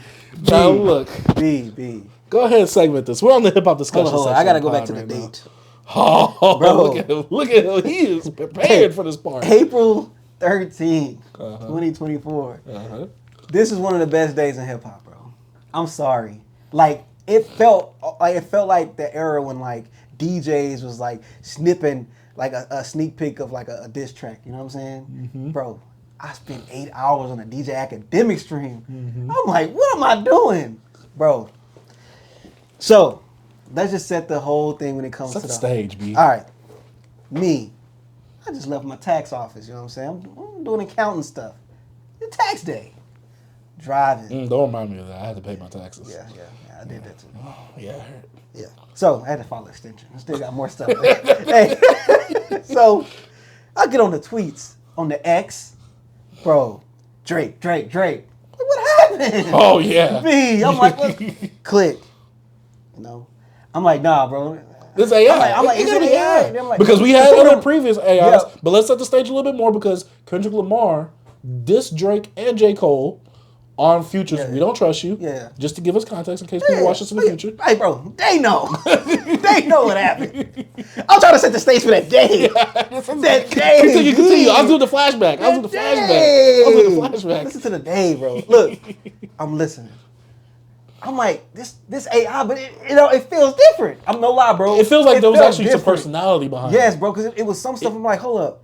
He kind of owns something. You know what I'm saying? Yeah. You be like, hold up, whoever did this, he kind of clever. You know what I mean? No, but my thing was, I'm like, it sounds too much like Drake now. It's like indistinguishable from his voice because AI, it doesn't have a certain twang that you have from actually rapping it or rhyming it. But when it came to the quality of it, I'm like, okay, if it was a clear quality, I think I can like kind of understand. In this beat, it seemed like he was off beat to me. And then also when it came to some of the like you said, the slang and stuff, when he said sliding, I was like, oh, that guy has to be Drake. And I was like, I don't know. So I remember my girl was driving. She was like, I think that's AI. I'm like, I don't know, bro. It did not sit right with me. I'm like, this don't feel. It feels like I'm thinking it's AI, but it don't. It just didn't feel right. I'm like, yo, I think this might be real, bro. So, anyways, slept on it. We didn't talk to each other. We didn't talk. I was listening to it as well while I was getting ready in the hotel room on vacation. So I was like, is this AI? Yeah. I was like, is this AI? No, this has to be. Everybody was on Twitter arguing whether it was AI. And they was like, yo, if you can't tell it's AI, that tells you a lot about Drake. I'm like, bro, that don't mean anything. Yeah, I'm like, AI, like technology is advancing at a super rapid rate. Right, bro. Like, come on, chill out. So I'm like, bro, it's gonna get crazy, bro. I don't even know how I text you when I was driving. Because you did send me Drake AI diss. And you was like, what if this was Drake? Oh, yeah, that was a few weeks ago. But that was a few weeks ago. But we kind of knew it was AI. Because there were certain things that kind of that indicated that it was AI. But like, bro, we get home. I'm back on the couch. I'm listening to this track, bro. I'm like, it's just something about it. I don't know. I kept going back to it. I didn't go back to that other AI track. And that's why I think I hit you. I was like, because I was like, B, like, it's heating up, bro. Bro, when I see they say, yo, DJ Axel's like, yo, it's real. I got the CDR or whatever. I got the master version. He said, oh my God. Hey, me? I'm on, bro, I got this window open. I got Twitter open. I'm like, bro, I'm tuned in, bro. I'm like, lit, B. I'm like, bro. Me, I was on vacation. I was like, yeah, if I can't join I'm like, bro, we need to find. I'm like, bro, we gotta find now. Like, I'm gonna leave the house now. Look, I need to buy a laptop so we can start podding together. Bro, facts, bro. Like, I'm like, yo, this is crazy. So, bro, playing it, we can get into the lyrics, bro. You wanna get into the lyrics? Wait, no. Yeah, set the stage a little bit more. So, I'm playing it. Drake got the spit, bro.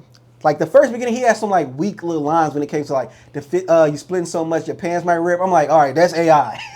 but when the CDR version came out, like I ain't even heard that in a minute. And that snippet I sent you when it's DJ Woo, bro. I'm like, oh yeah, this old era right here, bro. This like this old mixtape era, bro.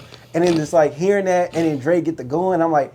And then he's like, I'm just trying to keep it PG. You know what I'm saying? I was like, ooh, now that's what I'm waiting on, bro. I need that. Nah, then at the end when he had DJ Academics, what top 5 you smoking on, Kendrick? I'm like, ooh, bro. So, nah, Drake, bro, this is what I told you. I wanted Drake to respond first because I know Drake and Kendrick is more of a battle. Because Kendrick's a dope rapper, bro. I'm a Kendrick fan. I'm a Drake fan. Like, doesn't matter what you think when Lupe thinks that Drake is better. Oh, yeah, we got to talk about that. We're going to talk about that. But look. Drake, bro, he is slept on, bro. I'm trying to tell him, like, you can't take this dude kindness or whatever you want to say. He's light skinned, he's soft. He's not, bro. Like, he's battle tested. He's more battle tested than Kendrick. What Kendrick beef with? That's what I'm saying. I kept telling people, I'm like, yo, Kendrick hasn't been in a roast session. He hasn't, bro. Drake has roasted people. Like, Drake been around calling people, trying to get info from people, bro, before. He offered up them chips, you know what I'm saying? So that's why I was saying, I'm like, bro, I don't care what Cole had to say. Drake need to respond to this, bro. We need it. This is what we need. These two titans going head to head. So, bro, when we got the CDR or whatever, I haven't heard that term in so long. CDQ or whatever. My bad. Quality. CD quality. I'm bugging. I said CDR. I know what you mean. The actual CD. Yeah, I'm too late right now. Anyways, I've been waiting to talk about this for days. But like, bro, so when it came to that, I'm like, all right, we in it, bro. So we listen to DJ Academics, play it, bro, and just go. I'm like, yo, listen to people talking about, oh, this not even that good. I'm like, what? How is it not good? This is better than like that. This is good. Easily. You think it's better than like that? As a song? As a song. And as a song, but I meant the Kendrick verse at first. But yes, I think this is a better song than like that. I don't think it's a better song than like that. I think so because he had energy for everybody. He had energy for Weeknd, energy for Kendrick, energy for Ross, energy for who was the other person? You're going Control. That sounds like Control to me. No, but he had no. He had energy for them. Like, all Kendrick did was, hey, let me call everybody out. Let me roast them. I'm not song wise. I think like that's better. But as a constructed song with like a chorus. Yeah, I'm saying song. Oh, okay. But when it comes, I'm the not future part. Yeah, I'll give you that. But I'm not gonna compare. I can't. This is new round. Yeah, this is different. This is a whole new round. Yeah. Now Drake up 1-0. Kendrick got to respond. Yeah. That what Kendrick did is different. Like he brought it out. He brought the monster. You know, he released. Oh, he brought the monster out. He bringing the monster out, bro. Pause. Hey, we got to get to some of these lyrics. I want to break down some of these lyrics. So, in case you guys don't know, the song is called Push Ups. Drop and give me 50. Verse 1, I can never be nobody #1 fan, because he's alluding to Future's first track off of We Don't Trust You. I can never be nobody #1 fan. Your first #1, I had to put it in your hand. Yeah. I was like, oh, Drake is going out. So like when you talk your talk, you gotta talk your talk. Cause like, come on, Drake. Some people put some #1 hand, stuff in your first #1s didn't come from you. So you know what I'm saying? But he talking his talk. What he talking his talk? So I don't get this one. And I didn't dive deep into it because I never dived deep into the lyrics because this came out while I was on vacation. UP words can't get booked outside of America for $9. I'm out in Tokyo because I'm big in Japan. That's who's that aimed to? I was like, I don't know, because Kendrick is good outside. I don't know what Future is, but I know The Weeknd. Like, if you talking about The Weeknd, he can't be. Weeknd bigger than him. Uh-huh. So, I don't know. Maybe Rick Ross or somebody. Oh, well, maybe I guess he's saying, like, oh, you guys just aren't big enough like me worldwide. You guys are only big in America, basically. Yeah. You think Drake a little xenophobic? I think Drake be like one of Americans, bro. Nah, look at views, B. That disproves all that. No, that's different. He is xenophobic against Americans. Like, yeah, he said, yo, the tweet you sent me? I mean, not the tweet, but the text you sent me? Yeah, hey, nah, look. I would say like this. You know how like foreign black people or just Asian people, they come over to America and because they're from a foreign country, they're a lot more strict on their kids because it's like, yo, I came over here, I got all this opportunity. Yeah. That's Drake right now. He's the foreign parent. It's like, yo, I came over here, I took over, and you guys been here. What y'all doing? What y'all doing, right now? I took y'all culture. So when he goes into like saying, I'm the hit maker y'all depend on. Backstage in my city, it was friend zone. So who you think he's speaking on that? Like Rick Ross, who been out He said there? Backstage in my city, it was friend zone. I'm the hit maker y'all depend on. Backstage. I think it might have been because he hasn't started talking about Weeknd yet. It could be anybody. No, this is Kendrick. Backstage in my city, it was friend zone. So you think because right after that he said you won't ever take no chain off of us. How the F you big stepping with the size 7-11 man zone? That was a whack. That boy was whack. No, I'm not gonna lie though. He kind of checked them though. He's Lil Bro on him. Yeah. I told you he could take this angle. I like that. I told you he could take this angle, but I'm going lyrics. It was whack. Oh yeah, lyrically, yes. But I mean, when you want to just check someone and just say something straight up, this is like when he had the Nicki Minaj bar against Meek Mill. Yeah. When he said it straight up. You mean Tyga? No. Don't act your. Oh, I thought you talking about when he said don't act your age not your girl. Oh, that was good too. That was good too. Hey, now Drake knows what he's doing. Drake be going, bro. Bro be saying. Oh, I forgot. We keep forgetting that he had a whole beef with Tyga. Drake has no picks, bro. This is what I've been. Bro, come on, man. Look, Arbery? This the bark with the bite, Negro. What's up? I know my picture on the wall when y'all cook up. Oh, that's nasty. Having a little dartboard of Drake throwing it at him while you in the studio. Yo, we gotta cook this up. Especially with We Don't Trust You and We Still Don't Trust You. Right. And shots being aimed at Drake on multiple albums back to back. I'm like, why are we putting this much energy to Drake? Hey, bro. I get it though, because I kind of like the smoke. Yeah, it's because like I understand like Drake. I don't know. It ain't. Sometimes it's always a girl in between Drake, but I'm like, it has to be some other stuff Drake doing. Yeah, but Rick Ross spoke on something. But you heard the album though, right? We Still Don't Trust You by Future and the Metro. Second one? Yeah. No, bro. Oh, you didn't listen to it. Oh, because Abel did throw some. Oh, I know about the shots that was thrown. And Future threw some shots in it. And you know about the A$AP Rocky shot, right? Yeah, about him talk about his baby mom and all that. Yeah. About like I smashed the first time. All right, cool. And talk about your last project came and went. Rocky. Now you know you should be the last one. But no, he shouldn't. No, he shouldn't. Because his last album didn't come and go. Because people are ready for that new one. Come on, bro. People ready for that new one because they don't want the old one. A$AP has a better discography than Drake. Whoa. Chill out, man. Whoa. Chill out. If you talk about as a whole, I'm talking about as a whole. Chill out, bro. Okay, I can't be mad at you too much. Wait, are we including his group projects or no? Nah, bro.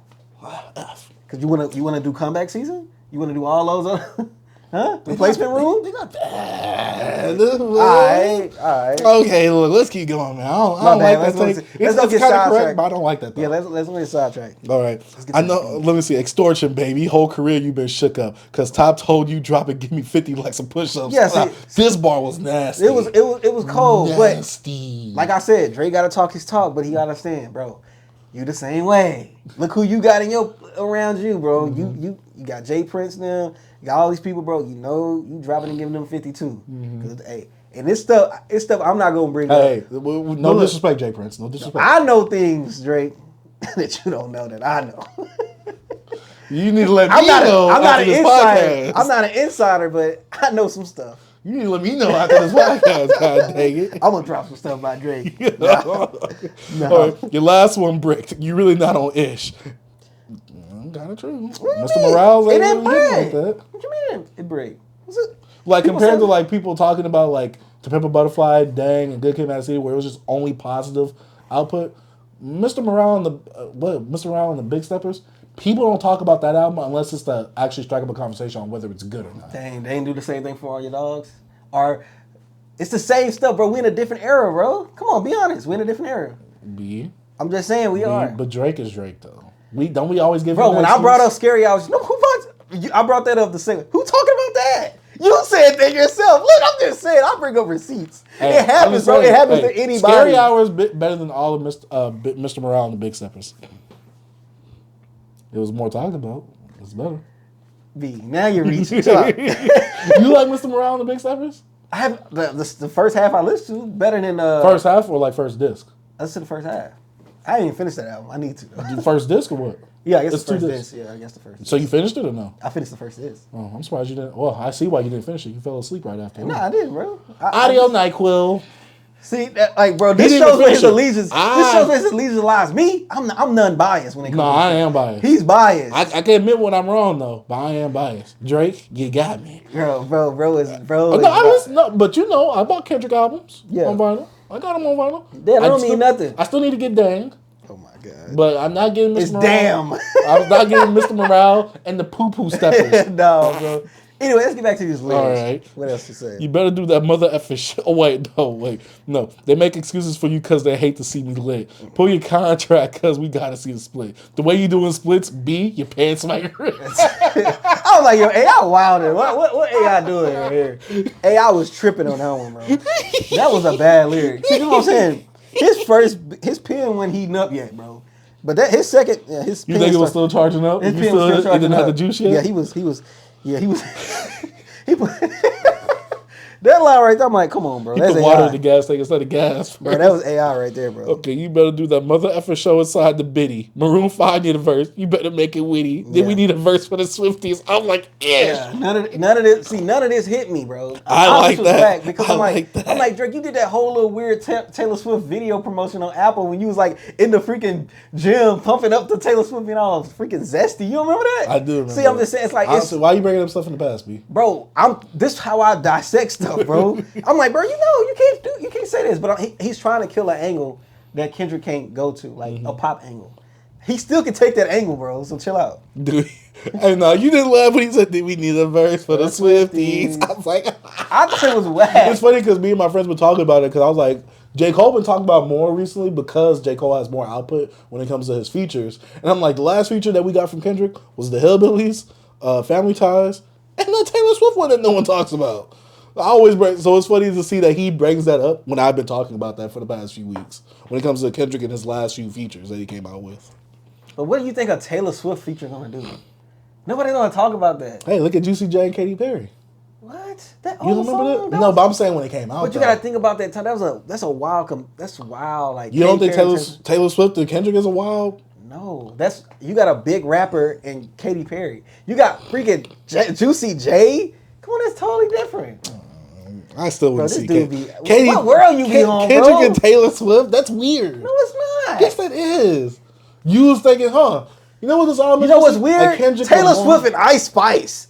Weird. That's industry. It didn't happen. That's what I'm saying. I'm like, bro. Taylor Swift is getting paid for the Little Sister program, Little Brother, Little Sister program. She has to. No, so you got to think about it, bro. Like his statue, like it wouldn't be shocked if he made a song with a big pop star. Like that always happens. I don't know. I never thought Kendrick would go do that. Go look what he did in 2014 after he did he also had a big old feature with some other pick. He had like what? Did he? Oh my god, I can't even think of the band because it was just so forgettable. No, it's not. It's so stuff that Drake did with other artists. I can't remember them at all. Well, no, I can't either. That's what I'm saying. It's just so much, bro. Like back then, I can't remember some of the stuff because like we don't really care about they pop features. We don't care about those songs. Well, I guess all the Drake songs that went number one before he went number one himself was with Rihanna. Mm-hmm. Pop features. Yeah, the square root of, but she's R&B adjacent though. No, she's not. She's not R&B adjacent. Later in her career, Rihanna is Rihanna because of her pop. If it wasn't for Umbrella and all that stuff, Rihanna would not be. She would not be Rihanna, bro. If she would have lead R&B, she wouldn't be who she is. Come on, bro. Pop gets you what you at. Look, when Taylor Swift came out and be more pop, she blew the crap up, bro. Come on, was she not popping before? No, she was like more country. I did not know that. See, man, you don't know your See, music, I'm sorry, guys. I'm talking to a Swiftie. Let's move on. Hey, bro. She the only one out here fighting for streaming. Yeah, Is she? she? Yeah, all right. Is she? Yeah, all right. At her Vince Staples is too. He said that there. Vince Staples says that Spotify. He's a pipsqueak. I'm talking about a big artist, bro. It means more. It's more impactful. Well, B, Top say drop. You better drop and give him 50. Pipsqueak, pipe down. That was kind of funny. Yeah. Pipsqueak, pipe down. I'm not gonna lie. Like, some of the jabs that he gave to Kendrick, they were funny. They were funny because, like, yeah, it's time for those jokes, but like, it goes to back to what I was saying. Oh, what you gonna say about Kendrick? He's short. He's short. He's short. He's short. It's nothing really, because like, bro, Kendrick is so private. You know nothing about this dude's life, bro. Like, until Drake mentioned his lady. Huh? Drake mentioned his lady or something like that. He just said Whitney. Yeah, but didn't Drake say something like that similar to Pusha T? And that's what. Yeah, about the ring, Virginia. Yeah. He didn't say nothing like. No, but I'm saying once you do that. Oh, it's all hard bar. Like. No bars. No bars, bro. Freaking Kendrick could just take it wherever he want now. You brought my wife. You said my wife's name, even though you did it in a double. That's what I'm saying. You did it in a double entendre. I'm not saying it's disrespectful. But I'm saying I could easily Google his wife's name. I knew his wife's name. Mm-hmm. But I'm saying I could easily Google Drake's mom. Oh, no. I wasn't saying like getting dirt on him. I'm saying something personal about him. I'm saying what could you say personal about him? You said that I have a wife. It's not nothing crazy. Mm-hmm. But you mentioned the wife is crazy though, correct? No? It's crazy you mentioned it, but I'm saying okay. I'm saying like okay, so we're on that same page. I'm saying what could you say? But saying like, oh, your wife ugly or something? That's public. He's private. His wife not private. Mm-hmm. He takes her places. Mm-hmm. His kids is like, come on, that's what I'm saying. I don't even remember. Yeah, I He's been with her since high school. Yeah, I remember that. Because that was that picture with her. Yeah, this is what I'm saying. I'm trying to be like, I'm saying like, what dirt? Like when he said Virginia, and he's like, oh, you bringing up my wife? And he started going in like, your dad left your mom. What you know about why she always coming in last place and you coming in first place? Mm-hmm. Your mom didn't have a ring. Your dad left you at 5 mm-hmm. and all this type of stuff. Like Push was taking it there when he brought up his wife. See, that's dirt. Oh, your son's more than a Adidas run, like Adidas press shoe run. Mm-hmm. Like that's dirt. Like nobody knew this dude had a son. He blasted it. No, I'm just saying that's what type of stuff I'm talking about. Like. What Drake? So you mean dirt? Dirt. Drake is gonna like him having a wife, not dirt. Mm-hmm. You bringing my wife in a no. Yeah. I'm saying that bringing the wife up. Yeah, no, but what he said that's not dirt. No, I don't think that's dirt. Yeah. I'm just saying like you bring it up like that's a. That's why I always say like what could you say when I say what you can say. Oh, so you mean what can you say dirt wise? Yeah, I thought you meant what can you say that's disrespectful, bro. When it come to beefs, bro. Mm-hmm. The only people that kept it lyrics right now, like in the current era, was like Lupe and like Royce. Mickey Fax and Royce, Tory tried it, yeah. But I'm saying when it comes to like this dirt stuff, like what Drake been doing, it gets and Pusha T, and you bringing a wife, then it's gonna get.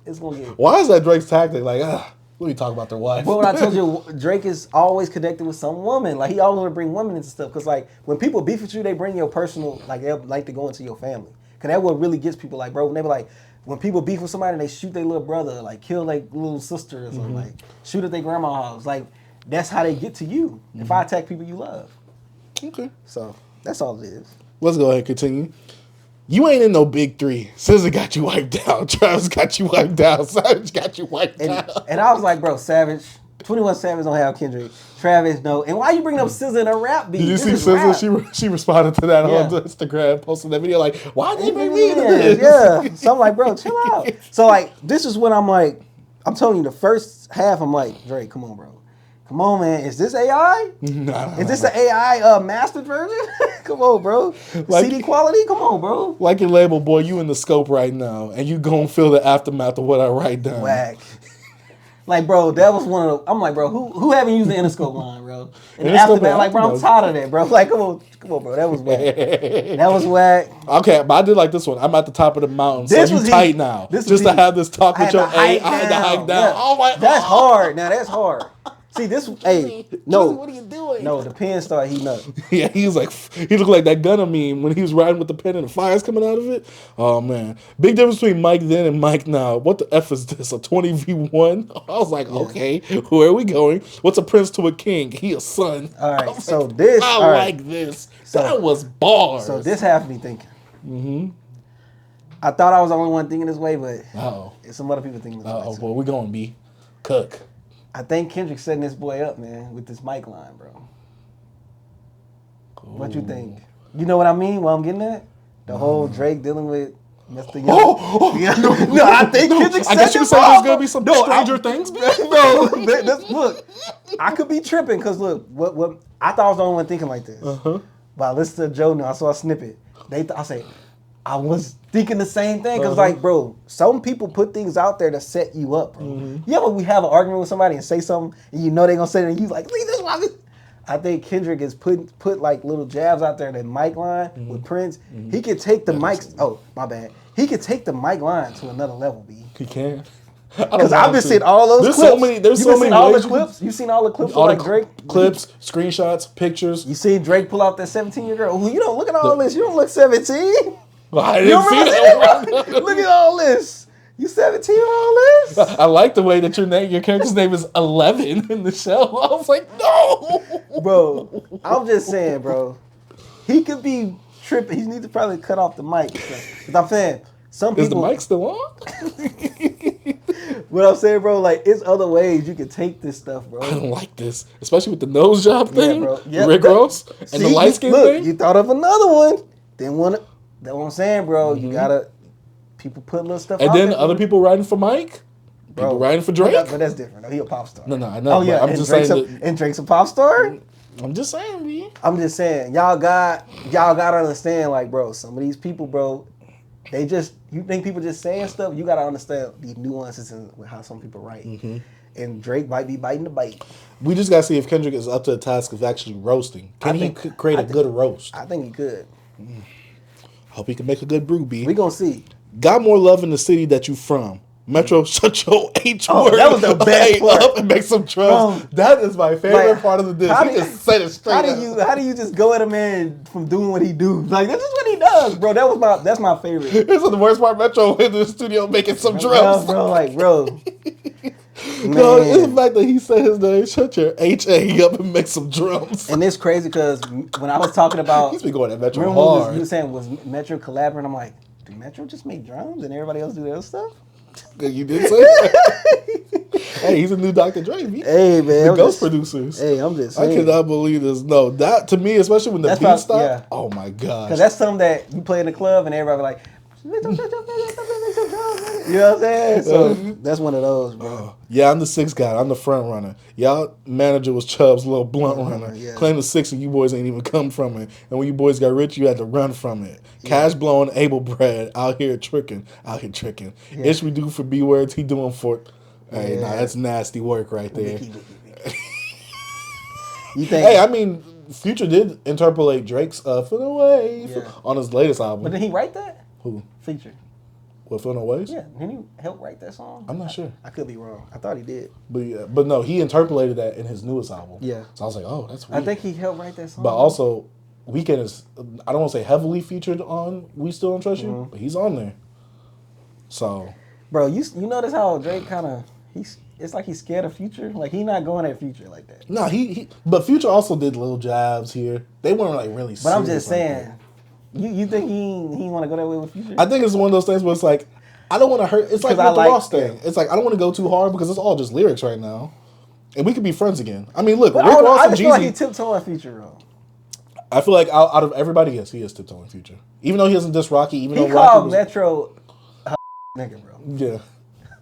And said his name. And Metro, he said his name. All Metro do is make beats. He said nah, no. Metro be talking on Twitter. But I'm saying, he'll tweet and delete her, but I don't know, man. Drake ain't no tweet and delete her. He'll say it. You see him? He told him, shut your A up, make some drums. Hey, guess what? All the stuff he been posting on Instagram. No, he been roasted. Hey, he was like, everyone's like, why is he beating up on Metro? It ain't hitting like that. Metro deserved it. Nah, to me, it's funny because Drake is actually bullying someone. Yeah, it ain't. We've never seen that. It don't affect. I don't know. I feel like Rick Ross stuff funnier than me. Oh no, yes. But the Drake stuff, it ain't hitting the same. No, for me it is. It's not. Only thing I laughed at was the drum line when he had the guy read the drums. The only thing I laughed at. Other than that, I was like, eh. So I'm wondering why he said that Bell is doing what he does for B words. He's doing it for the N words. So he's saying that for like 88 Glam, Nav, He's Belly. trying to say we getting a little funny, boy. But Drake acting like he didn't buy a car from 21 Savage. for his birthday. Oh, dang, Drake. Come on, Drake. Bro, Drake talking his talk, but everything he said, you can say about him. We don't pay attention to the social media. No, that's me, bro. Like, bro, I'm on Twitter. I'm actually doing, like, I'm looking at something like, bro, you're doing dang. research. I'm like, no, even when I'm listening, I'm like, bro, Drake, you be doing some of this stuff. So I'm like, bro, he's talking his talk, but, bro, we can say the same about you. Yeah, but it's funny coming from Drake. It's though. not. It's not yet. Funny. It's not yet, because we don't know what the other guys for the say. No, but that's why it's funny now. I can Some of it's funny. I can revel in the moment now. Some now, in hindsight, that's a different story. Yeah. But all right. Yeah, jets, whips, chains, wicked. Spin it like you trying to F, boy, you tipping. That's what I'm saying. Oh, yeah. Drizzy, Chip, and Dale probably get your chick Chanel. Yeah. Now, everybody, I guess they said that this was a line, like, this was like a nod to, like, Chip and Dale always, like, tricking, I guess, the dog or Pluto. Yeah. You know, I was taking it another way, too. The Chip and Dale's, like, with the men, like, at the Chippendale like restaurant, ain't it like a club? I think there's a restaurant. Oh, it's a restaurant with the man that be Chippendale's man and being like, So it could be a double entendre. Yeah, that's why I thought it was because I think he was pretty much saying, they trying to F. Oh, yep, they brought it up right here. See, yeah. He faced a triple entendre by comparing himself to Chippendales, meaning women think he's attractive as a male stripper. Hey, nah, good job, B. I never even knew about that. Yeah, you also nasty for kind of knowing that, but hey, good job. They did a whole show about it. Hey, you watched that? No, I'm cultured. I know a lot of things. Oh, he's cultured because he knows about naked men dancing. That's crazy. I've never heard that. Oh, my God. I just got him done, boy. Don't make me have to chip a nail. I was like, Drake. Yeah, sassy. Sassy Drake. We're in our soft boy era, B. Come on. Hey, man. Rolling Loud stage, y'all were turned. That was slick as H. It'll probably change if your BM start to kiss and tell. Travis, bro. That was Travis? He had to be. Because remember when Rolling Loud, when Travis was telling him to play the Like That song? Uh-huh. I think he was talking about Travis. Oh, that makes sense. Because at first I was like, who was performing at Rolling Loud? Yeah, I didn't know that they was performing at Rolling Loud. I thought it was That's why I didn't bro. They were like Rolling Loud stage. Yeah, and they was like, play that song, play that song. Yeah. See, I didn't know that was at that Rolling Loud. I think he was talking about Travis. Even if he shouted out, even saying like, Travis got your wife now. I mean, he still took a shot at her. Hey, he said probably change if you BM start to kiss and tell. Might be Kylie, bro. You know he in Calabasas as well. Mm-hmm. And you know she be kissing her. Oh, wait, but hugs and kisses, man. Don't tell me about no switches. He has to be talking about. That's Kendrick right there, I think. Oh, I thought he was talking about Weekend because hugs and switches. But remember, I came with 2 switches. Hugs and kisses, XO. Okay, that's one. That's what I thought. Don't tell me about no switches. So he's like, yo, Weekend, don't talk that tough stuff. Because remember, he was talking about earlier that you act like you from the 6, but really you not. So I thought that was towards Weekend. Hugs and kisses, XO. Yeah, I got you. Yeah, that's what I thought. But when he goes, I think, okay, that's Weekend. But when he said, don't tell me about no switches, I'll be rocking every fucking chain I own next visit. When Kendrick was like, I came with 2 switches. And he was like, 3 switches. 3 switches or whatever. So that's why I think he meant about the switches. Like when he come back to LA or whatever. But also, this could be a double entendre on him switching on who he's talking about, too, in the same bar. It could be, but I think he's talking about Kendrick. Because look, hugs and kisses, then he go, man, then he probably switched and stuff. Which is why I'm saying he switched and started talking about Kendrick. That's what I'm thinking, though. I could be wrong. But I think he's referencing what Kendrick said about the switch. Oh, yeah, no. Right here, yes. But I also think that this is also a double entendre of, Weekend also talking about being from the hood and stuff like that. I'll be with some bodyguards like Whitney. So he went into talking about Kendrick. Yeah, Top say drop your little Mitch. Ass motherfucker.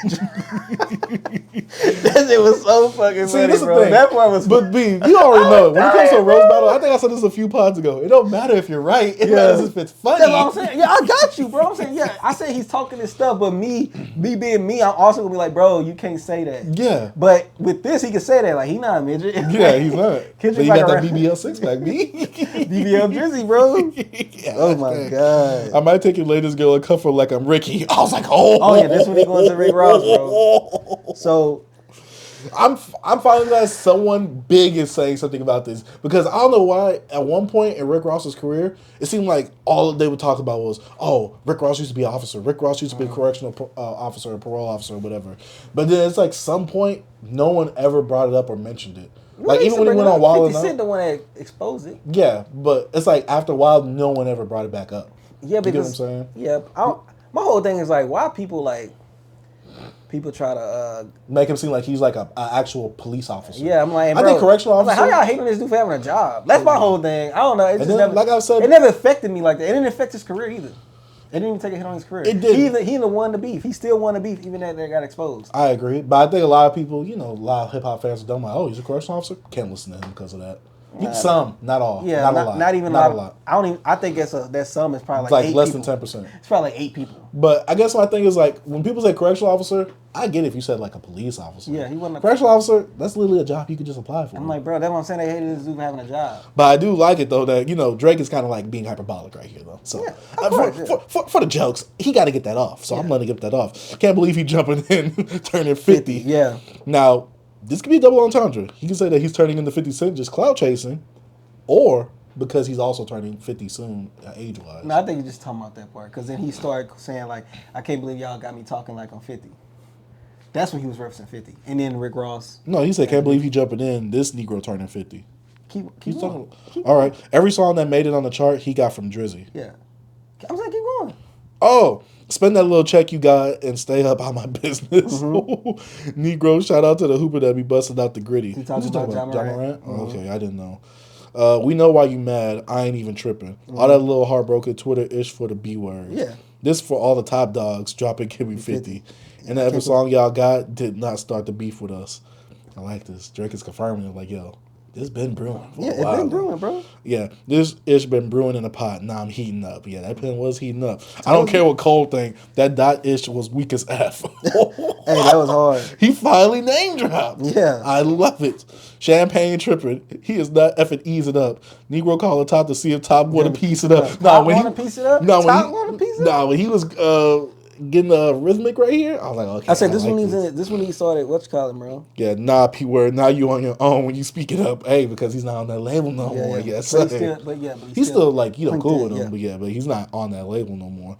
You done roll deep to this, it's not effing deep enough. Begging Kai Snot, boy, you not effing beating us. Yeah. Money-wise, I'm on this, but say I'm out here, you not creeping up. Money-wise, I'm out there, you not bro, sneaking up. Cornball, your show money, merch money, feed us. I'm like, bro, going in. I'm gonna let you niggas work out because I see it enough. This ain't even everything I know. Don't wake the demon up. Oh, I wonder what all he knows. He don't know nothing, bro. It's a It's a threat. It's an empty threat.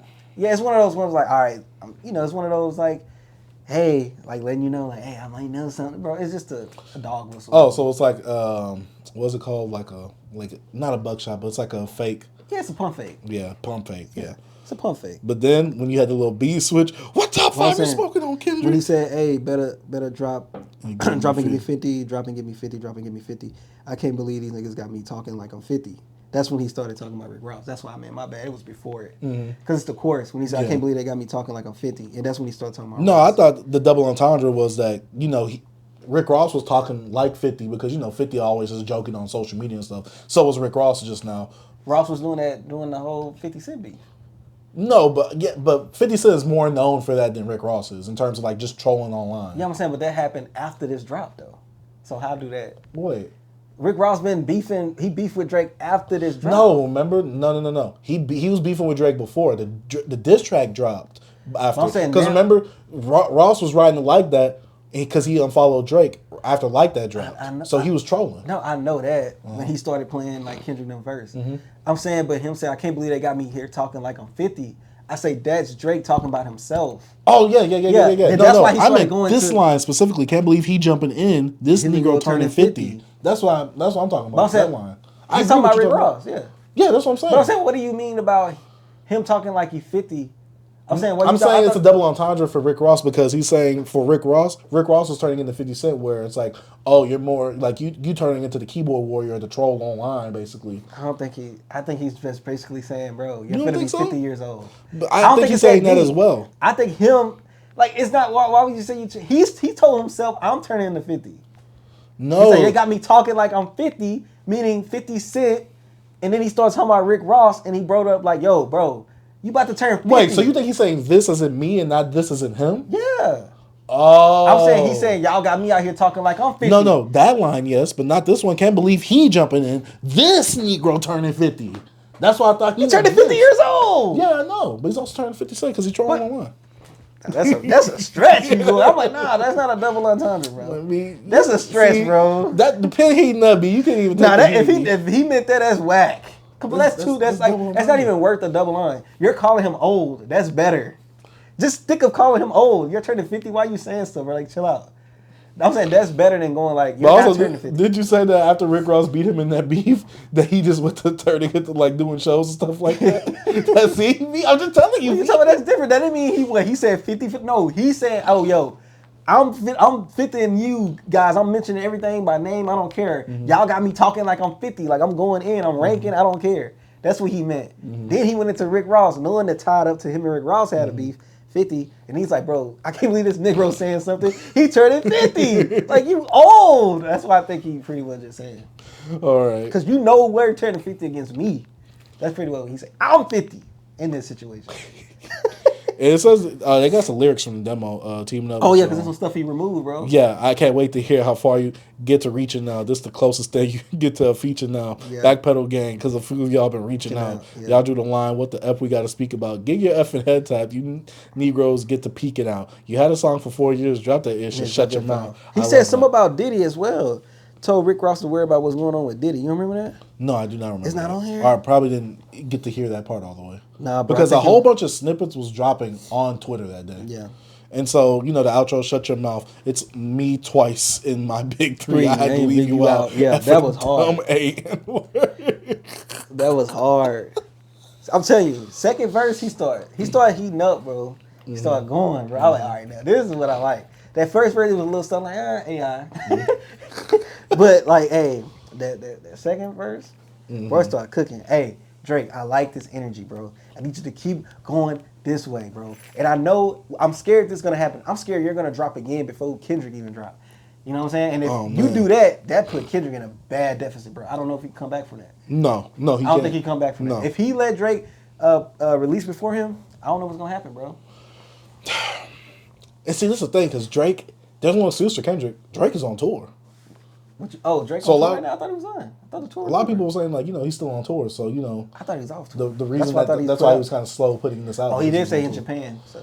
Yeah, so I guess the thing is, like, if Drake drops another, like, because a lot of people saying that Kendrick's on the clock now. Even Drake is putting Kendrick on the clock. He's been posting on the story, like, yo, I wonder if today's a day. Like, Drake is like, yo, I'm poking the bear, and the bear's not fighting back. What's happening? Like, come on, did he do that much to you?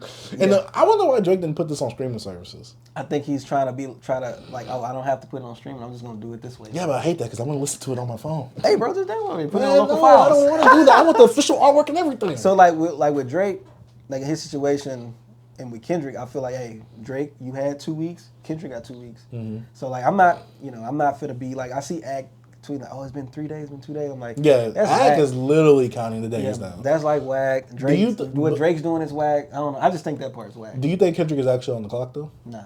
I think he's on the clock. What's the latest that he could reply to before it's like, Kendrick, don't reply now? What's the latest? I say, like, 3 weeks, bro. It's the latest. So he can't go past a month? I don't think it'll be, if it's like a month or so, I'm like, I'm kind of over it. Because right now, it's hot. Yeah. Even J. Cole dropped, and he deleted. Yeah, but we're not mentioning J. Cole. We are not mentioning J. Cole. But, I don't think he's on the clock. Like, the other antics with the, oh, yeah, man, like, you need to drop. Or, like, it's been 3 days. I'm like, come on. You wasn't saying that when Kendrick did that. You wasn't like, it's been 3 days, Drake. He wasn't doing all that. And Drake wasn't, and Kendrick didn't do all that. Like, hey, where you at? It's like, bro, Drake doing this. So he gonna do his antics. We gonna see what's gonna happen now. But right now, I got Drake up 1-0, bro. I enjoyed this diss track. I liked it. Hey, I'm just saying. I think this is a very, very strong effort from my boy Aubrey.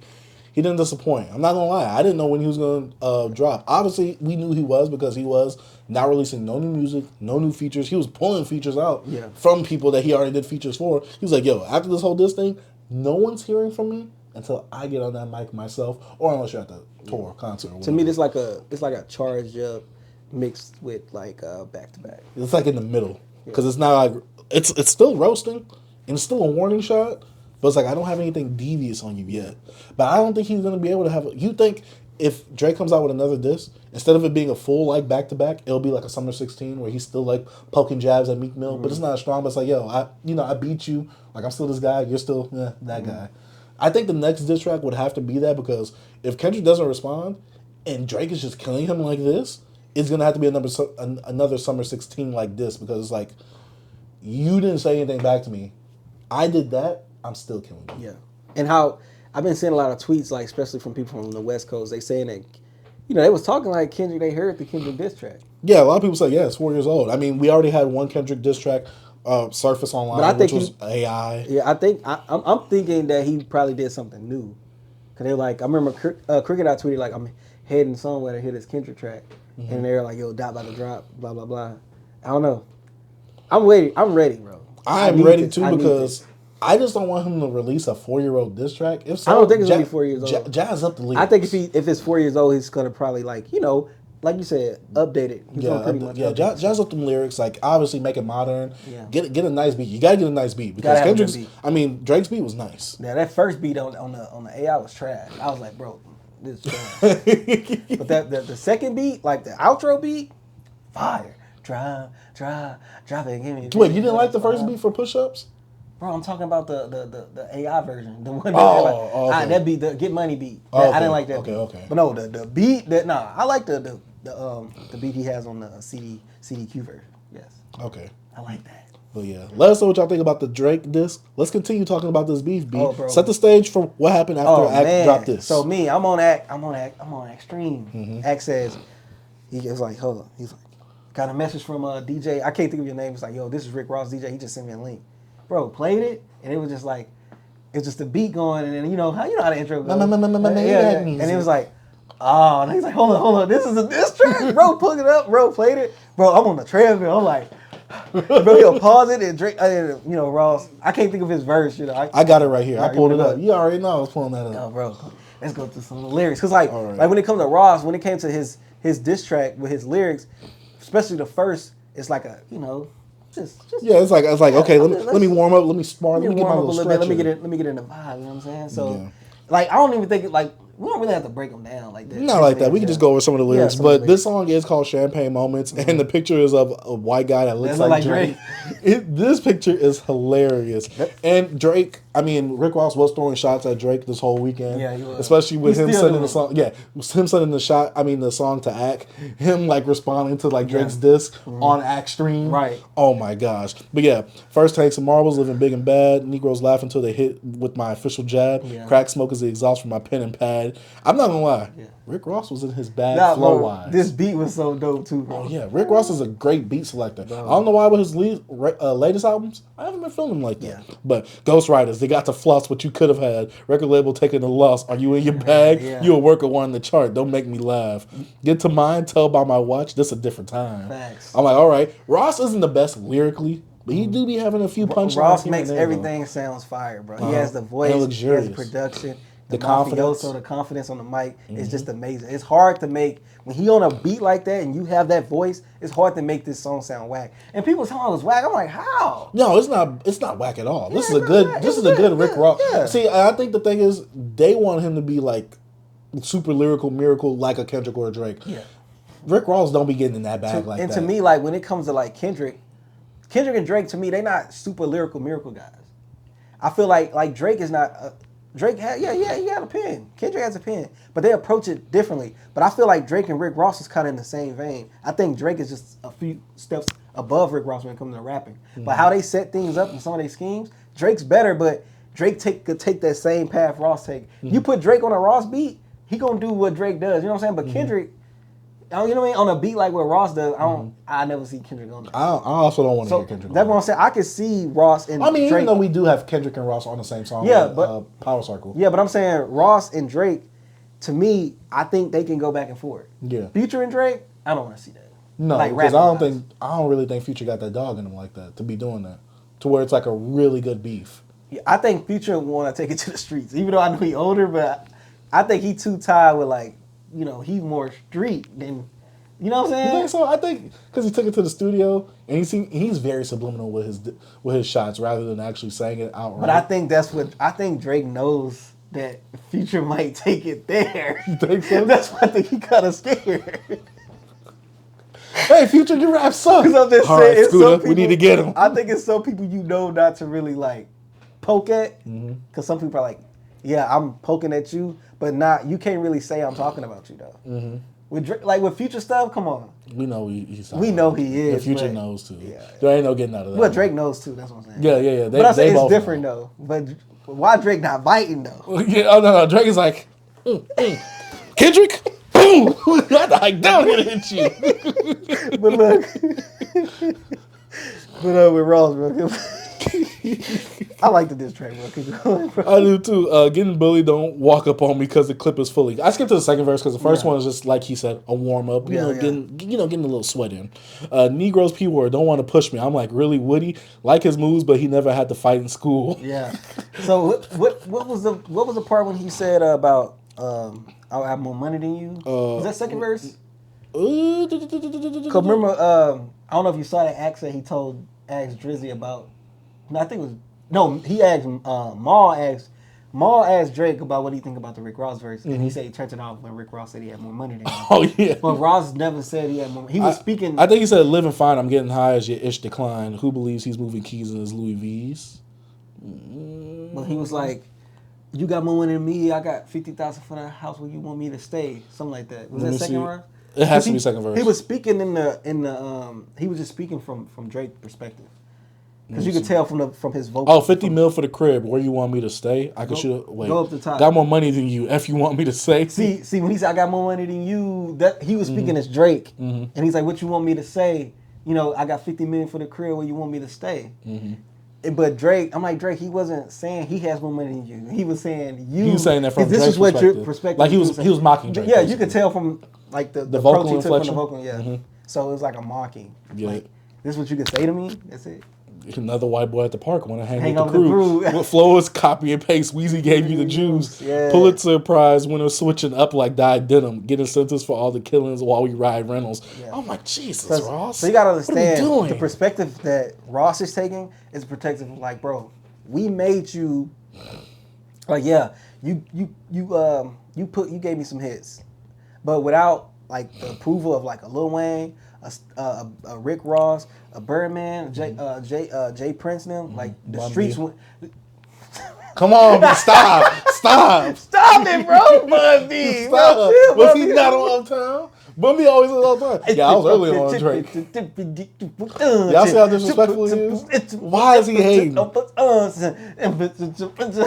No way. Anyways, bro. That's why Drake was on 2 of his songs on Trilogy. I don't care what you say. But anyways, what I'm trying to say is these people that give him like, they made the streets accept Drake. You know what I'm saying? So that's the perspective that Ross I was about to say, we do got to talk about that right after this verse. Right after this line right here. Yeah. Let you get on my songs. It was good for your face. Now be in. It's on. Ain't no room for debate.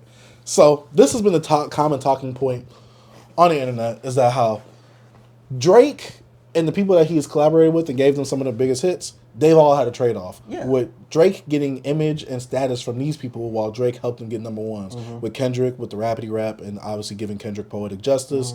A$AP Rocky, potentially with effing problems and, you know, being cool or whatever. Rick Ross being cool with the gangsters. Yeah, Future being cool with the trap, you know, Negroes or whatever. Giving Drake the status, basically. Right. So, how do you feel about that? I feel like, and I don't feel like it was like an even trade type of thing. Like, Drake was never seen as like, oh, he has to be seen around the Killers to be cool because, I mean, he was already with Jay Prince. Yeah, but nobody even though people don't know Jay Prince like that. They know him. No, I mean most people. Like most people know him now, bro. They know Jay Prince. Now, but I'm talking about early on. If they didn't know who he was linked to, but like I'm saying, people know who Jay Prince is. Yeah, but he had the Wayne credibility. Like it's like, he's rolling with Wayne. Even though a lot of people don't really see Wayne as gangster like he used to be, though, he had the Wayne credibility. I don't think Drake it's culture impact, bro. It's like Lil Wayne, it ain't even like with the streets for Lil Wayne. It's the culture impact of the hip hop. Because like with Drake, this curly haired dude that came dressed and like you listen to his interviews, he sound like a Poindexter. I'm just saying like now that Drake has changed, Drake is not the same Drake from yesterday. Of course. That's what I'm saying. Like now we still look at Drake like he ain't no tough guy, but we know he have tough guys around him now. But back then, you didn't look at Drake like he had tough guys around him. Like I remember when I don't think it was you. like when you didn't like when Drake said you gonna make me catch a body like that? Was that you that didn't like that? Yeah. You didn't even like that. You're like, you ain't gonna catch nobody. Yeah, you ain't gonna catch nobody. It's one of them guys you just don't believe him. Uh-huh. He put out Mob Ties. You gotta think about the stuff he started putting out after the push of this. Because he's like, Jay Prince got between them the whole way because it was going to go into something deeper than that. You know what I'm saying? But so you gotta understand that now Drake is a different guy, but we still don't look at Drake like he's that guy. But we know the influence, the people he got surrounding him. So I think your question was, do you think it was an even trade-off? Or do you think it was an even trade-off, or did Drake really need that status approval from those guys to really be accepted more into hip-hop in certain spaces? I think he didn't. I think he did need it, B, because I feel like to be accepted in more spaces. I can see that, but I don't think he needed it in terms of to be as big as he is now. I think he could have, bro, because him being as big as he could touch other crowds. Him putting the album out with Future put him with some other people that just listen to Future. Well, I get what you mean, even though he collaborated with Future early on. I'm talking about a whole project. Like a whole project. Okay. Like, that's different. Future was going on his run then. Even though I know Drake and Future were both the most popular. Yeah. But some people were saying, oh, these guys needed Drake because if they didn't have Drake, then they wouldn't be as big as they are. No, but Future was out on his run. I agree with you on that. Yeah. But there's also a point in saying, like, what about Tony Montana at first? Yeah, none of these guys needed Drake. I feel like... I don't think they needed Drake, but I think some of them... See, it's hard because Ross, I feel like, wouldn't have a lot of big hits. Like how many hits he has with Drake? He don't have many. Diced Pineapples. That's not a hit. I'm talking about, he said I gave y'all number ones. Okay, Aston Martin music. That's not number one song. It didn't even go that big, bro. Aston Martin music is huge for... It's a classic song. It's a dope song. It's huge for Ross, though. Bro, B, you gotta understand what I'm talking about. These are dope songs. Him and Ross have really great songs. When you talking about hit records, look at the charts. Like a Bad and Bougie? Like a number one hit. He said, I'm giving you number ones. I'm giving all his stuff on the charts. Ross has stuff on the charts without Drake. Yeah, but I don't think much got big like Aston Martin is what I'm saying. So nothing that... He reached newer heights. So you think Aston Martin at the time for each of those artists, those were those artists top charting singles at those times. Where you at? Tony Montana for Future, two of his biggest songs. I'm talking about Ross right now. Okay, for Ross, Aston Martin music is one of his biggest songs, easily. I'm saying, is it his biggest song? It could be, but at the time though, that was huge for Ross. But Ross was already Ross. Yeah, but Ross wasn't. Okay, so look at it like this, right? What songs do you really remember off of Triller like that people will go back to? From what? Triller. Bro, I don't listen to Ross like that. But I'm saying, Port of Miami, you got Hustlin', right? One of Ross's biggest songs, correct? On Triller, we only had The Boss and Speedin'. The Boss was big, but none of those songs on that album was as big as the Aston Martin music or BMF. And Aston Martin music was bigger than BMF. Was it? Yes. Aston Martin was easily bigger than BMF. While BMF impacted the culture heavily for rap music and the style of rap music at that time, Aston Martin music was a huge song. All right, let's look. Okay, his biggest song... I was doing a lot of talking to help you look for that, though. Okay, U.S. All right, U.S., right? You go on the charts. His biggest song on the U.S. charts, just regular. Aston Martin was at 30. The Boss was at 17. U.S. rap hip-hop charts, The Boss went to 5, and then Aston Martin went to 2. U.S. rap, Aston Martin went to 1. This the only song with Drake that's crazy. The Boss was up there, bro. I think, and see, the thing is, I think he conflated it by saying, like, oh, I hope you get your number ones. I think he's conflating the songs with DJ Khaled, too. Like, I'm on one. Yeah. And no new But that's friends. Khaled. Khaled out of there. He got two of his best guys beefing. He can't put them on a track together. Two of his best guys? You mean the whole industry is beefing right now? He can't get none of them. So I'm like, you got Speed. What's the Hustling? Speeding was with R. Kelly. Pushing. Yeah, I remember that. Yeah. Pushing is off of Port of Miami.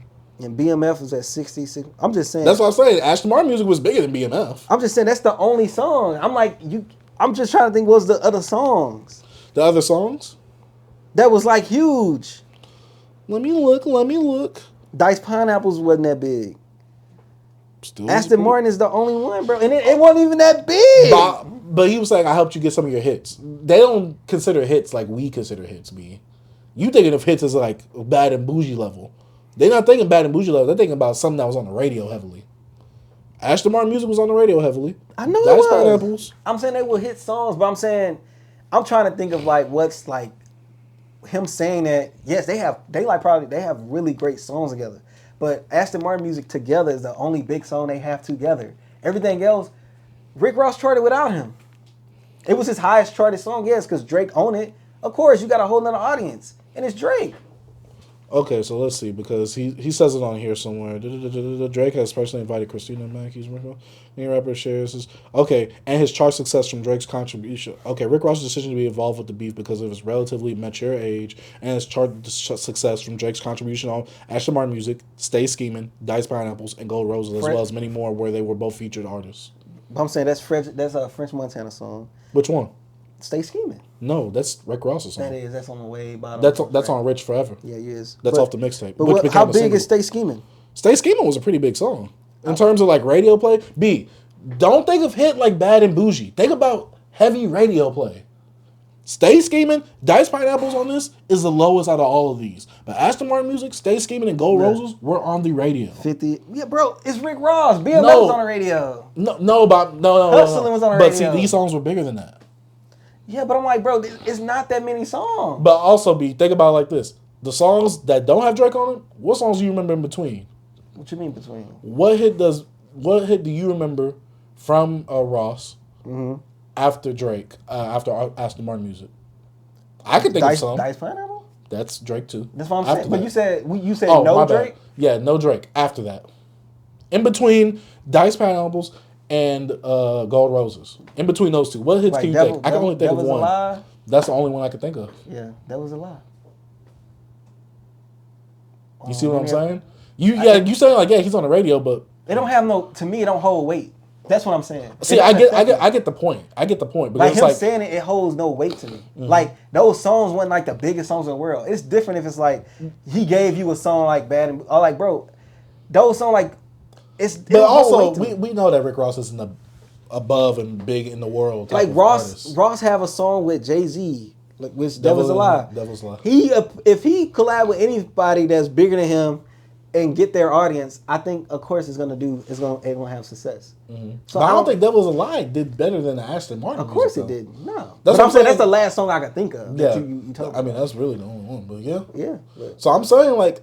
Drake kind of got a point. It don't mean it has to be a fully right point, but he kind of got something right there where it's like, But I'm saying, Ross, what you gonna hit him with? But what you mean? He don't have to go that level with Drake. Mm-hmm. Drake, that's all Drake can say about because Drake, you're like the biggest rap artist. Mm-hmm. You can say that about anything. Mm-hmm. But could you say that to The Weeknd? No. You can't say that to Rihanna that gave you. That's why you gotta choose your battles. That's what I'm saying. Like you gotta think about. I'm just saying what he's doing. Yeah, but I could take a whole nother angle. Mm-hmm. He go that angle. See, you can take an angle. Can they take the angle? Yes, Rick Ross could take a different angle. This? Do you think they could take? Do you think they will? Ross take taking that angle with Kendrick. He's trying to little bro Kendrick. Mm-hmm. The angle Kendrick's gonna take, I told you, one with the mic, he can bite like that. He can bite at other Ghost Riders, which everybody know. And like I guess the pop angle, it's more angles he could take, but the Drake angle is just gonna be, I'm the hits, I'm the hitter. I got all the hits. Of course you Ross fat. So what? You saw this one tweet when it said it was the biggest lie in hip hop, and it has Rick Ross and he said she got her legs wrapped around my waist. Oh yeah. Yeah, did you see that meme where it's Rick Ross with his shirt off and Lizzo with her shirt off instead of Power? Ross put on a shirt. Did you see? Yeah, but you see what Ross posted? Like BBL Drake and him with his shirt on? Oh yeah, it says Empower, put his shirt on. Bro, no way, bro. Hold up, man. Oh my gosh. But yeah, Drake. I don't know. It just don't hold weight to me, bro. I'm sorry. But yeah, how'd you feel about Rick Ross's diss though overall? I liked it. I liked it as well. I didn't expect Ross to really jump into the beef, but the fact that he jumped into it a few hours after hearing Drake's, very commendable. Yeah. Lots of respect for... responded in 2 hours. Yeah, lots of respect for Ross. He is definitely not afraid of beefs. He's beefed with Jay-Z and Gucci.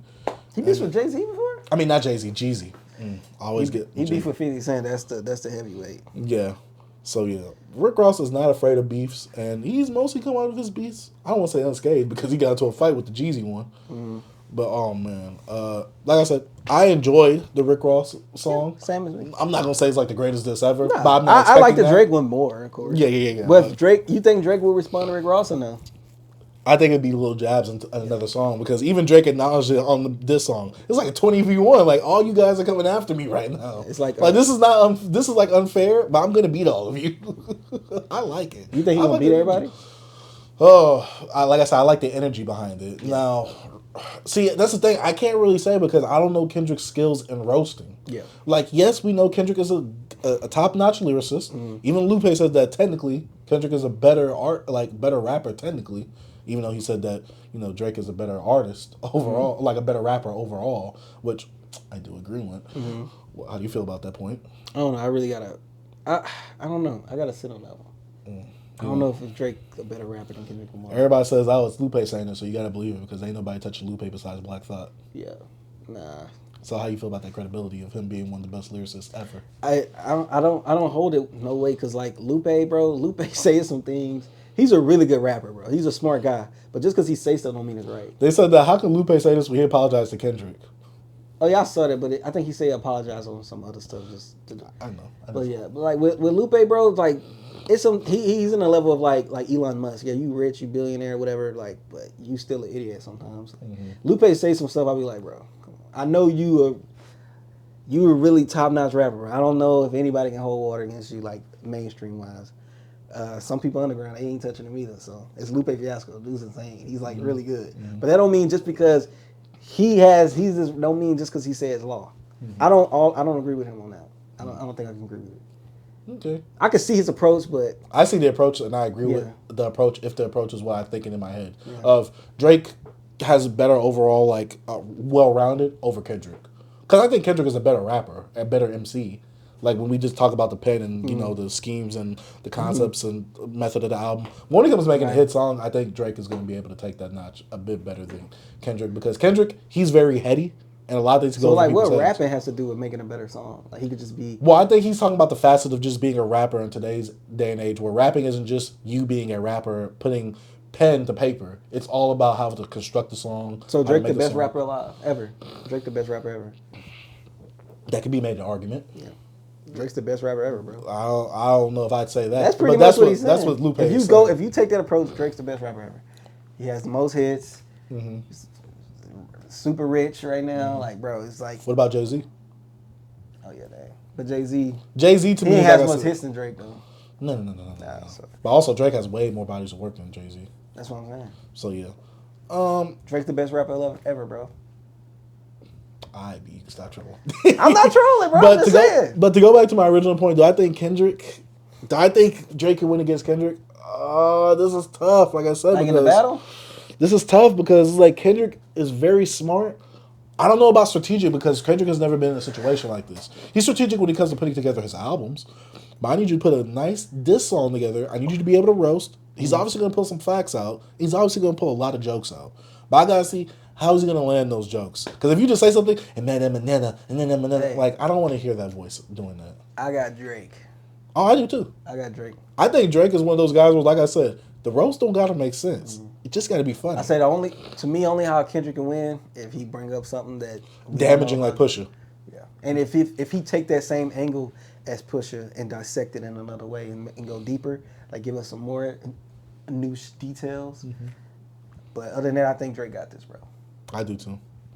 And I want to see how long it's going to take for Kendrick to respond because we never seen Kendrick be put on the clock for anything. So we're going to see. I don't know. We always thought that Drake and J. Cole, we was like, oh, are they going to respond back? And how quick are they going to respond back? No, I told you Drake was going to respond the next day. Mm-hmm. That's how much confidence I have in Drake. But we all are worried more for Kendrick because Kendrick, we know he does his thing, then he just goes away. I'm not worried for him. I'm worried in terms of like, I want to see like if he's going to keep the beef going. Because I don't want to hear your album come out and then you like throw little jabs and shots. I'm like, nah, it was already it's past that. You should have been doing that months ago. Yeah. Like, no, your album's out now. Don't do that. Yeah. Don't clout chase now. Don't do that. I think don't pull a Glorilla. Hey, I have more confidence in Drake. I did from the start from this beef start. I did as well. I had some confidence in J. Cole. I had confidence in J. Cole because I'm like, all right, this is your first time at the batting range. It's time for you to show your skills. You got some skills. You just do not have that dog in you. I just don't believe him, bro. It's like he killed me this weekend for believing in J. Cole, by the way. And I also posted some shorts. I killed myself too, bro. It's just some people, bro. You just gotta like. It's like, bro. some people are just molded differently, bro. I just feel like Drake not the same person. Drake went through more stuff, bro, through his career. Like this rise, you're gonna have people tearing you down, and he being so battle tested, losing, winning. You know what I'm saying? So him having all that experience, and Kendrick, he don't have that experience of actually going back and forth with somebody. I feel like he could come in at the short end of the stick, bro. He could not make it past. I think Drake might have too much firepower when it comes to like fans and with more influence and wittiness. Because being petty takes a... You know, Drake said stuff in this beef that I was dissecting like, hey, bro, he could say that about you. But it still was Drake talking his ish. And it's like, ooh, this sound fire. But like, hold up, bro. Because he put a little sauce It's like, in hold it. up, bro, did you buy 21 Savage a car and you only knew him for like 2 months? Like, you know what I'm saying? Like, he just came out. You know It's all about, it's like this, B. It's like when you say something, if you say it with confidence, you can let it pass. Yeah. If you don't say it with confidence, which I don't think Kendrick has that sauce to make it sound cool. That's the thing. Yeah. I don't think he's going to make it sound cool. If he's going to go for Drake, he has to go personal. I think Kendrick, you know, Kendrick do that aggressive. I think when he get on this track, he going to be aggressive, and I think he going to have some humor, because you know how he do the whole little voices and stuff. I think he's going to have fun. There's going to be some jokes, because Drake had the jokes. So I think it's going to be more fun, but I think it might can get dirty. Mm-hmm. I think. How dirty do you think? I think it might. I think it could get messy, bro. Cause like to the streets messy? No, like messy as like it could get involved, but him bringing up like Top, like you extorted, all this type of stuff. I think, and him bringing up Whitney, maybe Kendrick might take another approach. He was like, "Yeah, I had this. Let me go ahead and scrap that." So I don't know. He might. You like, hold on, you trying to test my? What if he gets Pusha T? Hey, he won the last one, right? Come over here and help me. Because you gotta understand, Kendrick grew up in Compton, surrounded by them P's, bro. About them Bloods. So like he has that gang ties as well. So it's like you never know how somebody else feel if you talking about that guy. You know what I'm saying? It might not be too safe. But but Drake said he got more love in the city than him. In LA, maybe, but not Compton. Shoot, you got more fans, but now the streets is different. It's a whole nother ball game. So you think you can get there? Who? To the streets. If so, who do you think is going to be the one to convince it to get to the streets? Like, if this Kendrick just come out, do you think Kendrick's going to be a reason to go to the streets? Like, I think Drake, because it's Drake. Because Drake said it, it makes you like, hold up, bro. Hold up. What you saying? So you say that Drake is a dirty fighter, B? No, I'm saying Drake could push it to the streets. Because Drake say little stuff, bro, and make you mad, bro. Like, he's petty. So he's going to push it. And he's that guy who's like, bro, you really go do this, bro? You know what I'm saying? So, but I'm telling you, Drake is not the same Drake. Mm-hmm. And people need to stop sleeping on him, bro. That's why I was kind of like, bro, Drake in the pen. He in the studio now. Mm-hmm. Telling you. I think he was, bro. I think he was in there. All right, I got this. And then the album, I got this. I'm telling you, bro, he wrote that when he heard that album, bro. He writes fast. Mm-hmm. So, I don't know, man. I think Drake ready, bro. And this was the energy I was trying to tell you we needed in the first, but you want to push this J. Cole narrative. And I'm like, don't. That's because bro. But that's because I know Drake is gonna do what Drake does. Drake don't disappoint, except for Pusha T. He didn't respond to the Pusha T because he got mad because of the baby thing. But Drake's gonna, like I said, Drake is battle tested. I'm like, I know what Drake's gonna do. Drake's gonna do a good job. I want J. Cole to do something because he has not been battle tested. That energy should have been at Drake. Like, Drake, come on. No, but I see. It's like one of those things where it's like me when you watch Spider-Man Homecoming, I'm going to say it like this. When you watch Spider-Man Homecoming, Iron Man come through, you know what he going to do. He going to be able to save and swoop and do all the saving. I want to see what Spider-Man can do. Look, I haven't seen Spider-Man yet. But what I was trying to tell you, like, during that time, like, J. Cole was just the bystander. Mm-hmm. You was just with them niggas. You know what I'm saying? Hey, that's what happened during Infinity War. Spider-Man was just with them. I'm just saying, like J. Cole was just there. You know what I'm saying? Like, I don't really care about you. I want him. Mm-hmm. That's who I want. That's why I was like, bro, Drake gonna respond tonight. Like, he gonna respond now. Like, this is at him. Mm-hmm. J. Cole didn't really have a dog in a fight. We just was like, all right, you can say something, but I knew he wasn't. When I heard it, I'm like, I don't even mean this. I don't even. So, B, what you telling me? Let me use a Dragon Ball Z reference. You telling me Drake is Frieza? And all the Z Warriors and just everybody else fighting him. And J. Cole was Captain Ginyu with James. Bro, what Frieza did to Krillin, he threw him in the air, bro. And he just... Who was that, B? Nothing, bro. Who was that? That was J. Cole? No, I'm going to go down another level. He yoked you. He yumped you when he got attacked by all of Yo, J. Cole, you yumped you to the rap game, bro. Chill out, bro. Go play some baseball. Nah, that boy said he Cyberman himself. Boy had that little green thing. Bro. I can take it. Might delete later. He got deleted. Bro got killed by a Cyberman, bro. Come on, bro. Look, man. I just think Drake and Kendrick is just what we need. J. Cole was just that side quest in a way. Like, bro, get back. You know what I'm saying? You was that dude that's get out the way. He was a fetch quest. And Rick Ross and all these other guys are just side quests, bro. Mm-hmm. But Drake know who the main focus because he got the main bars. Kendrick. He started with Kendrick. And he said Kendrick's name in it. And he ended it with Kendrick.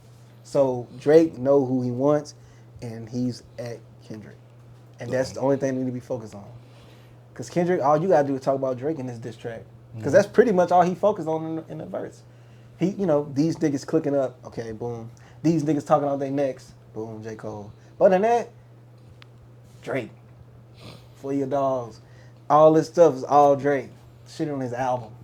So, we know what's next, and I'm so excited, bro. I can't wait. Drake. Oh, yeah. Another anime terms. I need you to activate your stand, Zoardo, a.k.a. The World.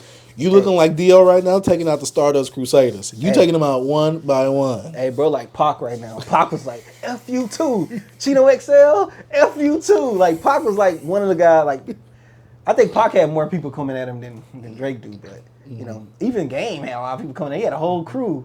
So, 50 had a lot of people coming at him too. Hey, so, like, we've seen this before. But, like, these guys, like, with Pac, like, Pac was so disrespectful to hit him up. Bro's like, I ain't gonna let my little homies ride on you, bro. I'm not gonna lie. I like hitting him up, but I do not listen to it past Pac. But it's disrespectful. So I like Pac started wilding at the end. Uh-huh. But I'm just saying, like, it's so wild how he was just let my little homies, get on y'all. So, like, that's one of the best diss tracks ever, bro. And it's like, look what Ice Cube did. He wiped out a whole group, too. Like, Drake, this is not the first. You're at that bottom tier when it comes to wiping them all out. But, hey, bro, you did your thing. You think so? Bottom tier? No Vaseline. Hit him up. Okay. What's the game beef? That one track? He went on the whole G Unit? Dang, I'm blanking right now. Come on, but if I say so bottom, you're saying like the top 5. Wait, say it again? If I say bottom, he's like number 5. If I still a top 5. So but I'm saying it's some better that took out. So you're saying but you're saying the impact of those are way greater than what? Yeah, I think the impact. I think. But I feel like those were like final disses. Yeah, that's what I'm saying. Like, yeah. What about the Eazy-E diss towards Dr. Dre? Oh yeah, but during them Dre Day, you talking about Mud F and G's or whatever, real motherfucking E's. And then Dr. Dre and Snoop Dogg towards Eazy-E. That boy say Dr. Dre we say Dre Day only made easy payday. All of a sudden, Dr. Dre was a G thing, but on his own album covers he was a she thing. Bro, hey, cancel. Hey, bro, cancel. Bro, say you want, what he say, you want 50 pounds when you're not wearing boots. Yeah, bro. MC Ren was going in. He said, claiming my city, but Drake, you not from Compton. That was BG Knockout, bro. It's the knockout. When I was in the baby gangster, you approach me a little hard, homeboy, I would shank you, thank you. Look at him. He knows all the lyrics to that, but not the new push-ups. Come on, bro. Come on. drop it, give me 50 for this one. Hey, that's like fire at the end, bro. I'm like, bro. I'm like, if this becomes a club banger, Kendrick, you got some trouble. Hey, 9 o'clock. I know. Rocky. But what Rocky gonna do? Hold up. What Rocky gonna do? I'm trying to see what Weeknd gonna do, since he technically said he wasn't supposed to do no features no more. What Weeknd say, bro? He said Diddy, he had to scratch that. he ended it with Diddy. He said, hold on. Who else want to feature? I can't let my last feature. My last feature can't be on Love. No, but all right. So we still got Rocky now. So do you think that? I think I'll ask you this question: that Drake should actually continue to knock these little minions out. I feel like the minions, he should just put them all on a song together. Yeah. Not do single songs for them. You do single songs for the big dog. I think this might be his last time mentioning anybody else. I think he want Kendrick, bro. Because Weeknd ain't going to continue this. He's not going to do it on his albums. And Future and Metro, they're done with their little double album roll out thing. Bro. So. And him just saying, drop, because he telling you to drop the song, bro. Uh-huh. Drop and give me, like, it's so much meaning to that drop. And it's just like, I'm ready, bro. So it's like, man, Drake did his thing. And A$AP Rocky, He's just afraid to put out music at this point, so he's not gonna put nothing out. Every time he puts out a single, new album coming out. It was crazy, bro. The weekend with that Drake talking about he doing stadiums, man. The arenas, like I was like, dang. See, Drake ain't say nothing like the weekend like that, bro. When it comes to like hits and stuff, cause like the weekend is. Yeah, but what's Weeknd gonna do?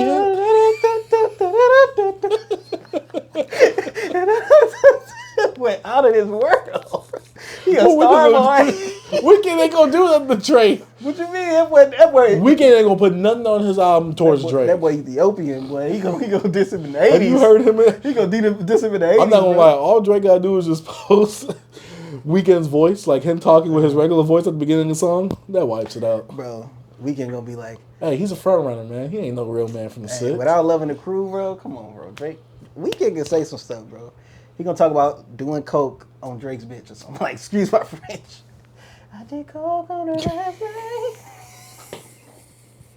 Weeknd isn't gonna go that far. I can't imagine Weeknd roasting. So no, he gonna be singing, roasting that boy, getting bodied by a singing. Stop. See, this boy ain't getting enough sleep to his brain. You from Brampton? I need to hear Nav come out, man. Oh, Nav. The GOAT. He's an album. I got right now bands. But I got bands. That shit was so hard, bro. Nav is wild, bro. Did you watch the RDC World video? Of J. Cole, yeah. of Future and Metro. Saw Diddy at the end? Yeah, no, they had Common coming in. He said, he did me on Thanksgiving, remember? He said, chance? Yeah, he said, you ain't got no chance like the rapper. He said, He talking about me. He's like, boy, get out of here. Bro, hold up, man. We gotta go, bro. We going. How long we been potting? Like 3 hours, bro? No, we've been potting for 2 hours and 39 minutes. Oh, it's gonna be a long pod. I thought this pod was gonna be short. I thought it was gonna be short. I'm glad we didn't put the other albums in real, bro. No, bro. We'll hit y'all with some more album anniversaries and album reviews for the Metro Boomin and Future album in the next episode. But yeah, we're signing out. It's been a fun time. Oh, Drake, you made this episode fun. Thanks, bro. The first hour of the episode, regular stuff. Right. The hour 40, bro. Drake. That's what I'm saying, bro. It could be a split, bro. I'm telling you, just Drake made our weekend. We need this. The top artists in hip hop actually going after people, bro. This is reminiscent of like the old times, the early 2000s, the Jay-Z Sick and Beanie on to Jada Kiss and all. Bro, come on, bro. Because now, this is when, let me put my gloves on. Like, Drake can't put Smiley out there, you know what I'm saying? I thought you were talking about OJ. You took off the gloves. Oh, speaking of OJ, before we head out, RIP to the GOAT. You didn't do it, my guy. You know what I'm saying? These guys out here saying OJ did it, they don't know nothing, bro. I watched that trial 3 times. And I read the book, OJ. You didn't do it. I didn't read the book. He asked me to cut the podcast off there. I read the book. All right, guys, that's been it for the episode. Hey, OJ Simpson, the GOAT. Oh yeah, also RIP Rico Wade, bro. The other family, Organized Noise, all that, bro. Pioneer in Atlanta hip hop and hip hop period. Brought us Outkast, Goody Mob, Future, great. Who else? Somebody else passed, bro. It was 3 deaths. Rico Wade, OJ Simpson. Somebody else, bro. I'm blanking. I'm blanking too. It was another person, bro. I'm not remembering it. Maybe it was a football player from Atlanta? No? Nah, bro. It was another person, bro. Was it someone in hip hop? I don't think so. I don't remember. Dang, I'm not remembering. Man, RIP, man. All the lost ones, bro. All the ones we lost this last week. But that's been it for another episode. Let us know what you think about this episode down in the comment section down below. Don't forget to check out the podcast on Spotify, Apple Music, YouTube, or whatever you can watch podcasts at. Don't forget to leave us a rating as well and comment on your thoughts on the Drake beef versus everyone. The Infinity War in hip-hop that's happening right now. Which is this, a 20v1? Yes, it is. And it's looking nice and glorious. Yes, and Drake ain't even got no minions to sick on y'all. He's just taking y'all out by himself. Smiley. Come on, man. Stop that. Party Next Door? All the singing guys? They all gonna sing and harmonize together, bro. Oh my gosh. Yeah, they better bring up.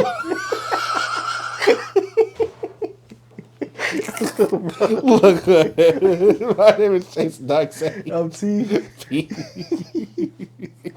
Bro, what if they start acquiring me? They all gonna be harmonizing me. Oh, he got nothing. Bro, do we got any rappers on the scene? No.